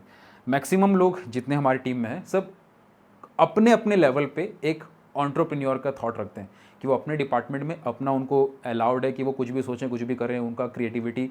तो वो एक तरीके से सब फ्रीडम के साथ काम कर रहे हैं। तो वो एक बिजनेस के अंदर अपना अपना छोटा छोटा बिजनेस होने का एक थॉट है, इंट्राप्रेन्योर जिसको कहते हैं, ठीक है। जॉब इन द सेंस कि कॉर्पोरेट जॉब होती है कि हाँ फिक्स्ड टाइम है, फिक्स्ड सैलरी है, फिक्स्ड सब कुछ है, फिक्स्ड काम है, ना इससे ज़्यादा ना इससे कम, वो वाला चीज़। तो आर्ट इस तरीके से ज़्यादा है, ये चीज़ ज़्यादा है, ये कम है। तो अगर आपको एक्चुअल में प्रोफेशनली बहुत ज़्यादा बड़े लेवल पे आपको गोल ग्रो करना है तो ये चीज़ पे फोकस करना है। और ये चीज़ अचीव होगी कंप्लीटली स्किल्स के बेस पे, ना कि कोई डिग्री के बेस पे। ओके। एंड तीसरी चीज़ जो मैंने बहुत बार बोली है, आगे भी बोलूँगा, हमेशा बोलता रहूँगा कि आर्ट नहीं सेल होता है, आर्ट सेल नहीं होता है, आर्टिस्ट सेल होता है। ओके। तो जब आपको आर्टिस्ट को ही सेल करना है तो आपको समझना पड़ेगा कि आर्टिस्ट कैसे सर्वाइव करेगा अगले 20-30-50 साल तक। और उसके लिए ये सारी चीज़ें सीखने की ज़रूरत पड़ेगी। क्योंकि जब एक आर्टिस्ट सेल होता है तो सिर्फ उसकी आर्ट की स्किल नहीं दिखती, उसके थॉट, उसके जो फिलॉसफीज़ हैं, उसकी जो आइडियोलॉजीज़ हैं, वो सारी चीज़ें लोगों तक जाती हैं और कई साल तक जाती हैं। तब जाके वो आर्टिस्ट एक रियल, उसको आर्टिस्ट के तौर पे लोग देखते हैं। ये चीज़ें थोड़ी ऑकवर्ड लग रही होंगी बहुत लोगों को, लेकिन ये चीज़ें समझने की आप सबको ज़रूरत है कि ये चीज़ें लोगों को, एक इंडियन आर्टिस्ट को क्यों पीछे रख रही हैं। ओके, ये बेसिक चीज़ें, ओके, ये बेसिक चीज़ें इंडियन आर्टिस्ट को बेवकूफ़ बनाए हुए हैं कि ये सारे थॉट्स ऐसे होते हैं। सोसाइटी क्या बोलेगी अगर हम बाकी चीज़ें सीखना शुरू कर देंगे। तो कोई डिग्री बोल रहा है तो उसने तो ये बोला, अपना खुद का हम रिस्क लेते नहीं हैं। आर्टिस्ट बन रहे हो तो रिस्क लेना ऑब्वियस सी बात है। आप फील्ड ही ऐसा चूज़ किए हो कि जहाँ पे आप रिस्क ले सको, आप चीज़ें ट्राई कर सको। तो आपको ये चीज़ें सीखने की ज़रूरत पड़ेंगी कि आपको समझ में आना चाहिए कि हाँ एज ए बिजनेस भी हमें क्या क्या चीज़ें करने की ज़रूरत है। और प्रॉब्लम ये भी होती है ना कि जब ये चीज़ें हो रही होती हैं, ये सारी चीज़ें जब चल रही होती हैं, तो इंडियन आर्टिस्ट और कुछ सीखना ही नहीं चाहता। ठीक है, इंडिया में अगर आप आर्टिस्टों से बात करेंगे, जितने भी आर्टिस्ट हैं जो आर्ट की फील्ड में जा रहे हैं उनसे बात करेंगे, तो सबको एक ही चीज़ समझ में आती है कि हमें आर्ट की स्किल्स पे काम करना है, हमें आर्ट की स्किल्स पे काम करना है। तो वो दिन भर बैठ के ड्राइंग करेंगे, दिन भर बैठ के पेंटिंग करेंगे, जो कि अच्छी बात होती अगर वो सही तरीके से प्रैक्टिस कर रहे होते। एक तो ये, दूसरा ये बात कहीं से भी सेंस नहीं बनाती है कि अगर आपको किसी फील्ड में जाना है तो आप दिन भर वही करोगे। ये ठीक वैसी ही बात है कि किसी को अगर रनर बनना है, किसी को ओलंपिक्स में दौड़ना है, तो वो दिन भर 15 घंटे दौड़ रहा है, ना तो वो दौड़ पाएगा, ना तो वो अगले दिन चल पाएगा, उसका काम आगे ग्रो नहीं हो पाएगा। तो थॉटफुल होना एक इंडियन आर्टिस्ट को बहुत ज़्यादा ज़रूरी है कि अगर आप चीज़ें समझ रहे हैं तब जाके उसको करने का कोई मतलब है, अगर वो सही दिशा में हो रही है और सही तरीके से हो रही है। तो कुछ सिंपल चीज़ें मैं आपको क्विकली शेयर करता हूँ कि अगर इंडिया में आपको आर्टिस्ट बनना है, ओके, प्रोफेशनली काम करना है, सीरियस लेवल पे काम करना है, अच्छे से ग्रो करना है, तो कुछ बातों को हमेशा ध्यान रखिएगा। जो पॉइंट्स बोल रहा हूँ ध्यान से सुनिए। इस बात के साथ इस वीडियो को मैं अंत करूँगा ताकि एक क्विक समरी आपको मिल जाए। अगर आपको ग्रो करना है तो इंडिया में एज एन आर्टिस्ट के तौर पे सबसे पहले आपको अपनी स्किल्स पे काम करते रहना है। काम करते रहना है मतलब ये नहीं कि दिन में 15 घंटे सिर्फ करते रहना है। आपको दिन में 2, 4, 6 घंटे एक प्रॉपर टाइम दे सकते हो जिसमें आप ड्राइंग फंडामेंटल प्रिंसिपल्स को स्ट्रॉन्ग करो, अपनी आर्ट की स्किल्स आपकी अच्छी खासी स्ट्रॉन्ग हो। दूसरा, आपको ये थॉट दिमाग से निकाल देना है कि बाकी सब्जेक्ट को करने से या सीखने से मैं आर्टिस्ट के तौर पे कम हो जाऊंगा या कम हो जाऊंगी। इस थॉट को निकाल के हर वो चीज़ सीखने की ज़रूरत है जो आपको काम आएंगी। जैसे कि सोशल मीडिया को समझने की बात हो, अरे सर मैं तो सोशल मीडिया पे पोस्ट करते रहता हूँ, पोस्ट करने को सीखना नहीं कहते हैं। ठीक है, सिर्फ पेज में लिख देने को कविता लिखना नहीं कहते हैं, वैसे ही तो सोशल मीडिया को सीखते रहना, समझते रहना की ज़रूरत पड़ेगी। आपको जितने भी और भी चीज़ें होती हैं जो एज ए बिज़नेस काम की हैं, भले वो मार्केटिंग हो, भले वो सेल्स हो, ओके, और भी जो बिज़नेस के टर्म्स आप समझते हैं धीरे धीरे, जैसे कंज्यूमर साइकोलॉजी हो, ओके, कस्टमर को प्रोडक्ट या सर्विस अच्छा देना है, वो सारी चीज़ें कि हम जो स्किल्स हमारे पास हैं हम किसी और को दे सकें तो उसको बेहतर कैसे करें, ये सारे जो थॉट्स हैं इन सब के ऊपर आपको काम करते रहना है ताकि आपकी अर्निंग हो सके। ये नहीं होगा तो क्या फ़ायदा है आपकी स्किल्स का जब आप उसको किसी को दे ही नहीं पा रहे हैं। ये जो थॉट आता है कई लोगों के दिमाग में, इंडिया में ये थॉट है कि आर्ट टीचर अलग होता है, आर्टिस्ट अलग होता है।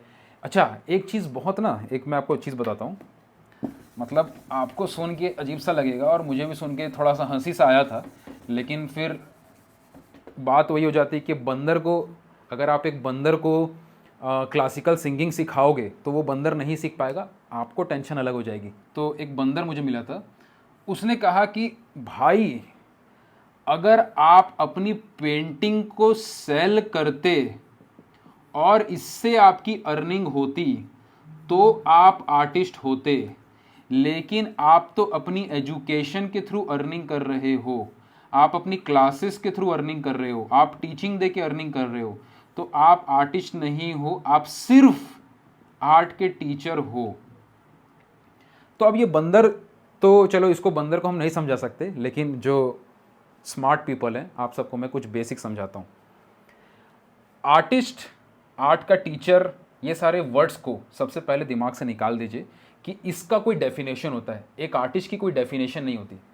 तो सबसे सिंपल चीज़, सबसे ऑब्वियस बात तो ये है कि अगर कोई आर्टिस्ट एक्चुअल में आर्टिस्ट अंदर से बन रहा है तो आर्टिस्ट का दिमाग खुला हुआ होना चाहिए, उसकी विचारधारा। एक आर्टिस्ट अपने सिर्फ क्रिएशन से आर्टिस्ट नहीं बनता, अपने विजन से, अपने थॉट से, अपनी विचारधारा से आर्टिस्ट बनता है। तो अगर किसी व्यक्ति की एक छोटी सी सोच है, एक छोटी सोच है, जिस सोच के बेसिस पे वो एक आर्टिस्ट की डेफिनेशन को तय कर रहा है, जबकि कोई आर्टिस्ट की कोई डेफिनेशन दुनिया में बनी नहीं है। एक आर्टिस्ट एक एब्स्ट्रैक्ट वर्ड है और आर्टिस्ट को हम अलग अलग तरीके से अलग अलग जगह जोड़ सकते हैं इस शब्द को। तो कोई इंसान अगर एक आर्टिस्ट की डेफिनेशन तय कर रहा है, दैट मीन्स कि वो भी बंदर है। ओके, एक आर्टिस्ट की डेफिनेशन नहीं होती। ऐसा कहीं ज़रूरी नहीं है कि आप पेंटिंग को सेल करो तो आप आर्टिस्ट हो। आप पेंटिंग को सेल कर रहे हो तो आप पेंटिंग सेल कर रहे हो। आपका एक प्रोडक्ट है, अपना एक आर्टवर्क है, एक काम है जो आप किसी और को वैल्यू ऐड करने के लिए दे रहे हैं।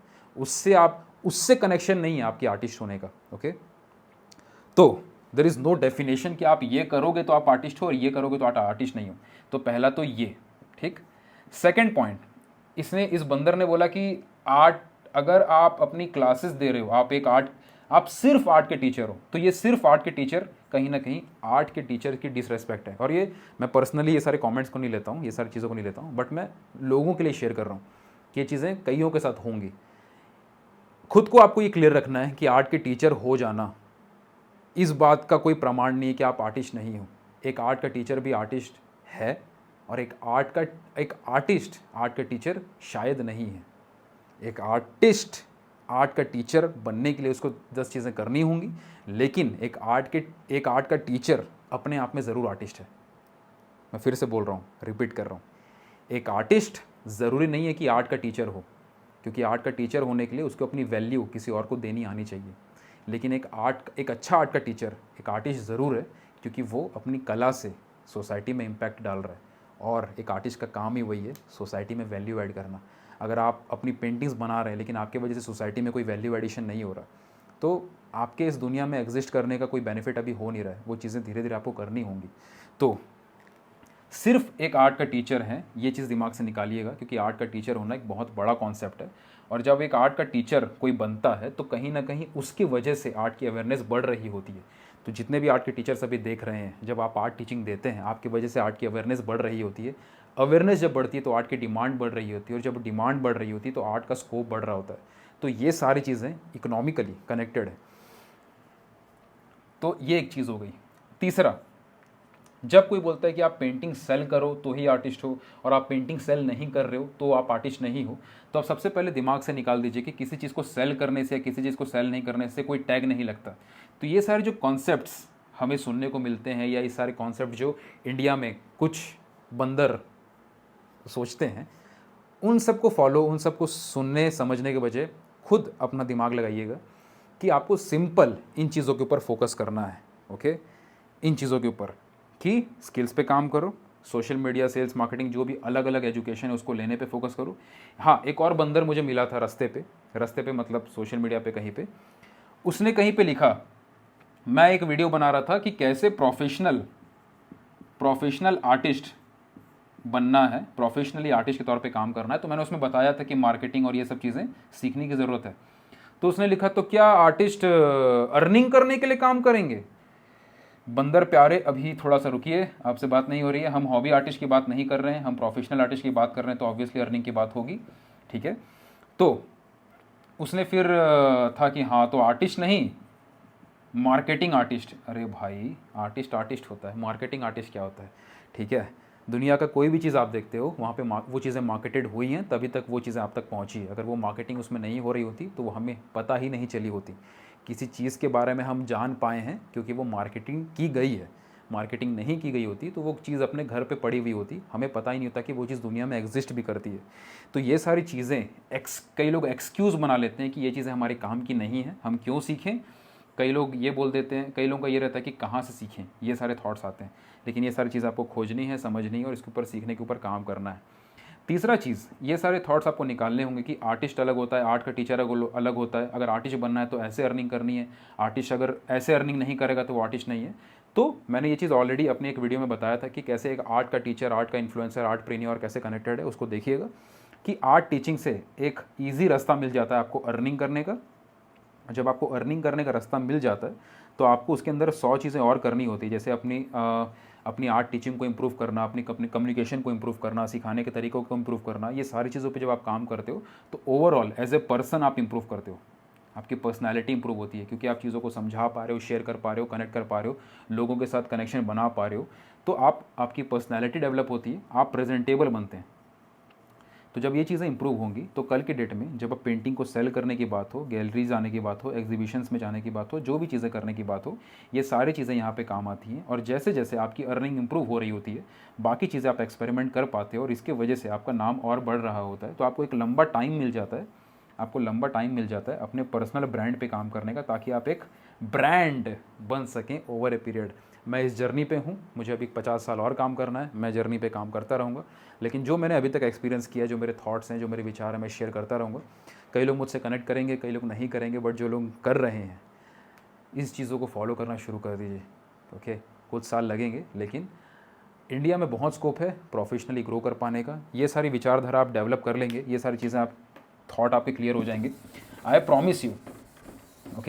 प्रॉमिस यू कि ये जो 2 पर्सन होते हैं ना, एक इंसान जो एक लेवल पे जाके अटक गया है और एक इंसान जो आर्ट की फील्ड में ग्रो कर रहा है और करते ही जा रहा है, यहाँ पे सबसे बड़ा फ़र्क यही आता है कि इसकी विचारधारा, इसके थॉट्स, इसके माइंडसेट, ये खुद अपने आप को बीच में नहीं लाता है अपनी प्रॉब्लम बनाने में। और ये पर्सन जो एक लेवल पे अटक गया है, वो नई चीज़ें सीखना नहीं चाहता है, वो 100 चीज़ें सोच के बैठा है कि ये चीज़ करने से लोग मुझे क्या बोलेंगे, क्या सोचेंगे। एक आर्टिस्ट को सिर्फ ये करना चाहिए। ये सारे जो लिमिटेड बिलीव्स हैं इसके दिमाग में ये हैं।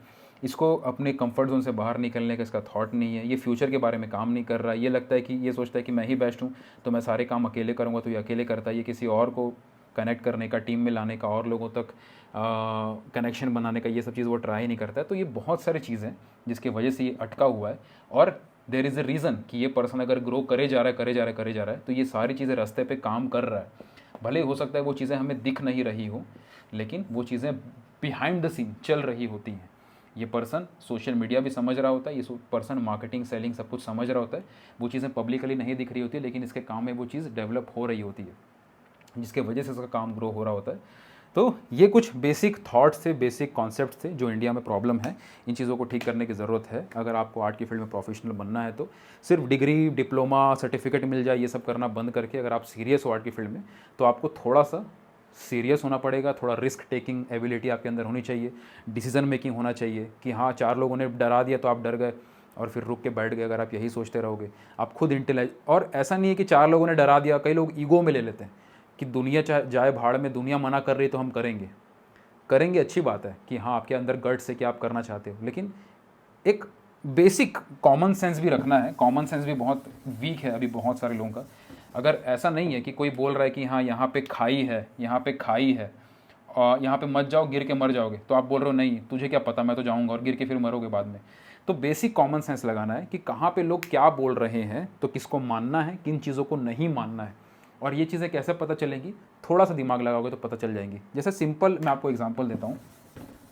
अगर कोई इंसान बोलता है कि आर्टिस्ट अगर आपको बनना है तो आपको डिग्री चाहिए, तो मुझे प्रूफ करके दिखाओ ये बात कि आर्टिस्ट डिग्री मिलने से आर्टिस्ट बन जाओगे। ओके, कई हज़ारों आर्टिस्ट हैं जो बिना डिग्री के आर्टिस्ट प्रोफेशनली काम कर रहे हैं, और कई ऐसे हज़ारों आर्टिस्ट हैं जिनके पास कोई डिग्री नहीं है फिर भी तो वो फ्लॉप भी हो रहे हैं। कई सारे ऐसे आर्टिस्ट हैं जिनके पास डिग्री है तो वो सक्सेसफुल हैं भी, और कई सारे आर्टिस्ट हैं जिनके पास डिग्री है फिर भी वो सक्सेसफुल नहीं है। तो सारे कॉम्बिनेशंस हैं, तो इससे कोई बात प्रूफ नहीं होती है। हाँ, अगर कोई एक्सेप्शनल केस होता, मान लो अगर 100 में से 2-4% अगर का रेशियो होता तो समझ में आता कि हाँ ये एक्सेप्शनल केस है, बट ऐसा नहीं है। अगर मैं बोलूँ कि एक इंसान सिगरेट पीता है, एक इंसान है राज नाम का, एक राज करके लड़का है, वो सुबह शाम रात दोपहर सिगरेट पीता है, और उसकी एज मतलब वो अगर 100 साल जी लिया, तो हम ऐसा नहीं बोलेंगे कि हाँ सिगरेट के वजह से वो 100 साल जी लिया। तो वैसे ही कोई आर्टिस्ट के पास अगर डिग्री है तो हम ऐसा नहीं बोल सकते कि वो डिग्री के वजह से आर्टिस्ट बन गया। ठीक है, कॉन्सेप्ट समझना ज़रूरी है कि उसको जब भी कोई काम मिला या कोई चीज़ मिली तो वो इसलिए मिला क्योंकि उसके पास स्किल्स थी। तो ये एक सिंपल थॉट है, इसको मुझे बार बार बोलने की ज़रूरत नहीं है। जो स्मार्ट इंसान है वो समझ जाएगा कि ये चीज़ें पास्ट में कई लोगों ने प्रूव किया है कि कोई डिग्री के बिना वो आर्टिस्ट बने। इनफैक्ट डा विंची को इतना लोग प्यार करते हैं, डा विंची के नाम से वर्ल्ड आर्ट डे सेलिब्रेट किया जाता है। वो कोई डिग्री होल्डर नहीं थे, आज के टाइम पे भी कई लोग नहीं हैं। तो इट इज़ ऑब्वियस कि आपको स्किल्स पे काम करना है, डिग्री पे नहीं। ये ऑब्वियस बातें हैं। दूसरा, कई सारे लोग होते हैं कि हमारे पापा ने ये बोल दिया, हमारे घर पे डांट रहे हैं कि बेटा तुम डिग्री नहीं लोगे तो कैसे आर्टिस्ट बनोगे, ये वो। तो हम उनसे उनके बात को फॉलो करना शुरू कर देते हैं। आपके माँ बाप आपको प्यार करते हैं, उनसे अच्छा कोई नहीं होगा आपको समझने में, आपको प्यार करने में। लेकिन जहाँ पे डिसीजन मेकिंग की बात आती है तो बहुत सारी चीज़ें जो आपको सोचनी है, क्योंकि हर चीज़ अगर आप उन पे डिपेंड करोगे तो आप अभी छोटे बच्चे हो, अगर आप उन पे डिपेंड कर रहे हो तो अगर आपको एक्चुअल में ग्रो करना है तो आपको खुद से रिसर्च करना होगा, खुद पॉइंट्स खोजने होंगे, खुद दिमाग लगाना होगा, थोड़ा रिस्क लेना होगा। इतना डरोगे तो नहीं होगा, खुद सोचना होगा क्या चीज़ वर्क कर रही है, क्या चीज़ वर्क नहीं कर रही है, और उसके बेसिस पे डिसीजंस लेने होंगे। कई बार डिसीजंस आपकी फैमिली से मैच होंगे, कई बार मैच नहीं होंगे, लेकिन जो सही है वो करना पड़ेगा। थोड़ा बोल्ड होना पड़ेगा, डर डर की ज़िंदगी नहीं जी सकते। ठीक है, तीसरा पॉइंट, थोड़ा सा रिस्क टेकिंग आपका होना चाहिए। ओके, हर जगह अगर आप डरोगे कि हाँ ये चीज़ ट्राई करूँगा मेरे 100 रुपये लग जाएंगे, ये चीज़ ट्राई करूँगी मेरे 200 रुपये लग जाएंगे, ये चीज़ ट्राई करूँगा मेरे 500 रुपये लग जाएंगे, अगर इतना डरोगे तो पहले थोड़ा मेंटली आपको ये रेडी होना पड़ेगा कि अगर इतना 100, 200, 500, 1000 रुपये आप कहीं पे एक्सपेरिमेंट कर रहे हो, उसमें भी आपको डर लग रहा है, तो बेसिकली आपका रिसोर्सेस मैनेजमेंट आपके ऊपर आपको काम करना है। सबसे पहला कि आपको समझना होगा कि आप इतनी अर्निंग करना शुरू करो, या जो आपकी पास आप जो भी आपको पैसे मिलते हैं या जो आप सेविंग्स करते हो उसको आप बर्बाद चीज़ों में, फालतू चीज़ों पे उड़ाओ नहीं। ठीक है, और फालतू चीज़ों में आर्ट के मटेरियल्स भी आते हैं। अगर आपके आर्ट के मटेरियल्स आप महंगे महंगे खरीद रहे हो तो आप अपने रिसोर्सेज को ख़राब कर रहे हो। आपका पैसा एक रिसोर्स है, वो सिर्फ पैसा नहीं है, वो एक फ्रीडम आपको दे सकता है। उसको ज़बरदस्ती आर्ट मटेरियल्स में और 10 चीज़ें खरीदने में वेस्ट मत करो, जो आप कहीं एक्सपेरिमेंट करके बहुत कुछ चीज़ें सीख सकते हो। तो ये हो गया रिसोर्स मैनेजमेंट। चौथा, आर्ट की ऊपर डिपेंडेंट मत रहना। जैसे अगर आप अभी आर्ट के टीचर हैं, आप 10 लोग 15-20 बच्चों को पढ़ाते हैं, आपकी अर्निंग 20,000 30,000 ओके 20,000 30,000 40,000 हो रही है, अच्छी बात है। लेकिन इसको समझ के चलना कि आप इसको इतना यूज़ मत करो। आप अपना एक अलग से सेव रखो एक्सपेरिमेंट करने के लिए, नई चीज़ें ट्राई करने के लिए, और ज़्यादा सीखते रहने के लिए, वो सारी चीज़ें करने के लिए। और आपकी अभी अगर अर्निंग नहीं है तो ये ऑब्वियस सी बात है कि आप आर्ट पे डिपेंड नहीं हो सकते। आपको कहीं ना कहीं से अर्निंग अगर ज़रूरत हो तो आप वहाँ पे करके आर्ट पे इन्वेस्ट करोगे ताकि वो स्किल्स ग्रो होंगी। और ये चीज़ें ऑब्वियस सी बात है कि आपका काम जितना अच्छा होगा उस काम के बेसिस पे आपको और काम मिलेंगे। तो ये कॉमन सेंस की बात है जो आपको समझनी है। ऐसा नहीं होगा कि हाँ मेरा आर्टवर्क बहुत सुंदर है, मैं सोशल मीडिया पे पोस्ट कर देता हूँ पर लोग देखते नहीं हैं। क्यों देखेंगे लोग? आपके सुंदर आर्टवर्क से अच्छे बहुत सारे आर्टिफिशियल इंटेलिजेंस की इमेजेस है, क्यों देखेंगे? आप क्या वैल्यू ऐड कैसे कर रहे हो लोगों की लाइफ में, वो आपको खुद सोचना पड़ेगा। ये सारे एक्सक्यूजेस होते हैं जो हम देते हैं कि हम तो पोस्ट कर रहे हैं, कोई देखता नहीं है, हम तो अच्छा पढ़ाते हैं लेकिन कोई आता नहीं है। कोई आता नहीं है तो आप अच्छा नहीं पढ़ाते हो, सिंपल सी बात है। ओके, आप मार्केटिंग कर रहे हो, आपके पास 10 बच्चे आए हैं लेकिन वो दोबारा नहीं आ रहे हैं, दैट मीन्स कि आप अच्छा नहीं पढ़ाए थे, आपको उसके ऊपर काम करने की ज़रूरत है। आप ये नहीं बोल सकते कि बच्चे को नहीं आता है, आप ये नहीं बोल सकते कि पेरेंट्स को अवेयरनेस नहीं है, आप ये नहीं बोल सकते कि हाँ हमारे आसपास में अवेयरनेस नहीं है। अवेयरनेस होती है, बट वो अवेयरनेस डेवलप करने के लिए, अवेयरनेस बढ़ाने के लिए आपको अवेयरनेस बढ़ाने के ऊपर काम करना होगा। जैसे आज अगर मैं ये वीडियो बना रहा हूँ तो इससे कुछ हद तक थोड़ी बहुत अवेयरनेस फैलेगी। तो जब हम इस तरीके से कंटेंट बनाते हैं, जो चीज़ हम चाहते हैं कि लोगों तक पहुँचे, हमें अवेयरनेस बनाने के ऊपर काम करना होता है। अपने आप अवेयरनेस नहीं होती है। अनरियलिस्टिक एक्सपेक्टेशन मत पालो कि हाँ मैं आर्ट की फील्ड में मैंने ब्रश उठाया तो दुनिया मुझे अपने आप सपोर्ट करे। कोई सपोर्ट नहीं करेगा। स्किल्स पे काम करोगे, ग्रो करोगे, थोड़ा प्रूफ करोगे अपने आप को, फाइनेंशियली भी ग्रो करोगे, सारी चीज़ें होंगी, तब सपोर्ट मिलना शुरू होता है। तो ये ऑब्वियस कॉमन सेंसिकल पॉइंट्स है, इन चीज़ों पे बात करने की इतनी ज़रूरत है नहीं, ये चीज़ें आप समझते हैं। तो ये बेसिक एक थॉट था, एक सेशन था कि इन चीज़ों पे थोड़ी बात हो, ताकि ये चीज़ें आप सबको समझ में आए कि आर्टिस्ट बनना सिर्फ ऐसा नहीं होता कि हाँ कोई चीज़ हम काम कर रहे हैं, वो चीज़ में मन नहीं लग रहा, पढ़ाई में मन नहीं लग रहा, पेंटिंग थोड़ी अच्छी लग रही है तो उसी में घुस जाए। चीज़ों को समझना होगा कि बाकी फील्ड की तरह आर्ट की फील्ड भी उतनी ही सीरियस है।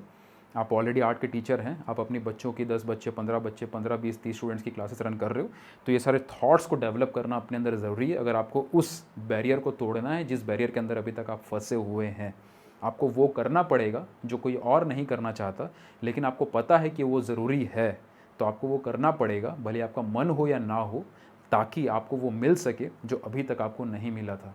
जो चीज़ करते करते आप एक लेवल पे पहुँचे हैं, वही चीज़ को करते करते आप आगे नहीं जाएंगे। उसके लिए आपको आगे की चीज़ सीखनी, आगे की चीज़ समझनी ज़रूरी है।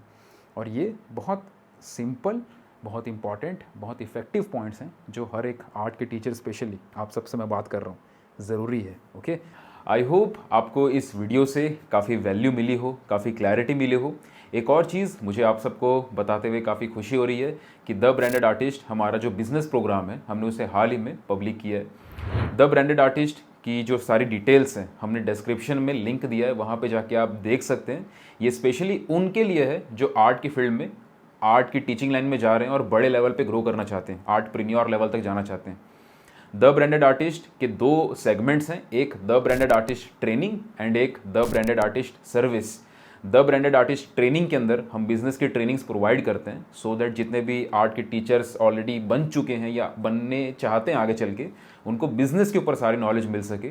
भले वो सारी टेक्निकल नॉलेज हो कि फेसबुक एड्स रन कैसे करते हैं, या लीड मैग्नेट कैसे डिज़ाइन करते हैं, अपनी वेबसाइट आर्ट रिलेटेड कैसे डिज़ाइन करना है, या जितने बिज़नेस के फंडामेंटल्स हैं, जितनी बिज़नेस की नॉलेज है, कैसे फ़नल बिल्डअप किया जाता है एज एन आर्टिस्ट, वो सारी चीज़ें आप द ब्रांडेड आर्टिस्ट ट्रेनिंग के अंदर सीख सकते हैं। And the branded artist services के अंदर हमारी टीम, मैं खुद पर्सनली आपके बिज़नेस को चेक करता हूँ, आपके बिज़नेस के मॉडल को चेक करता हूँ, एंड हमारी टीम आपके सारा टेक्निकल स्टफ़ संभालती है, सब कुछ सेटअप करके देती है।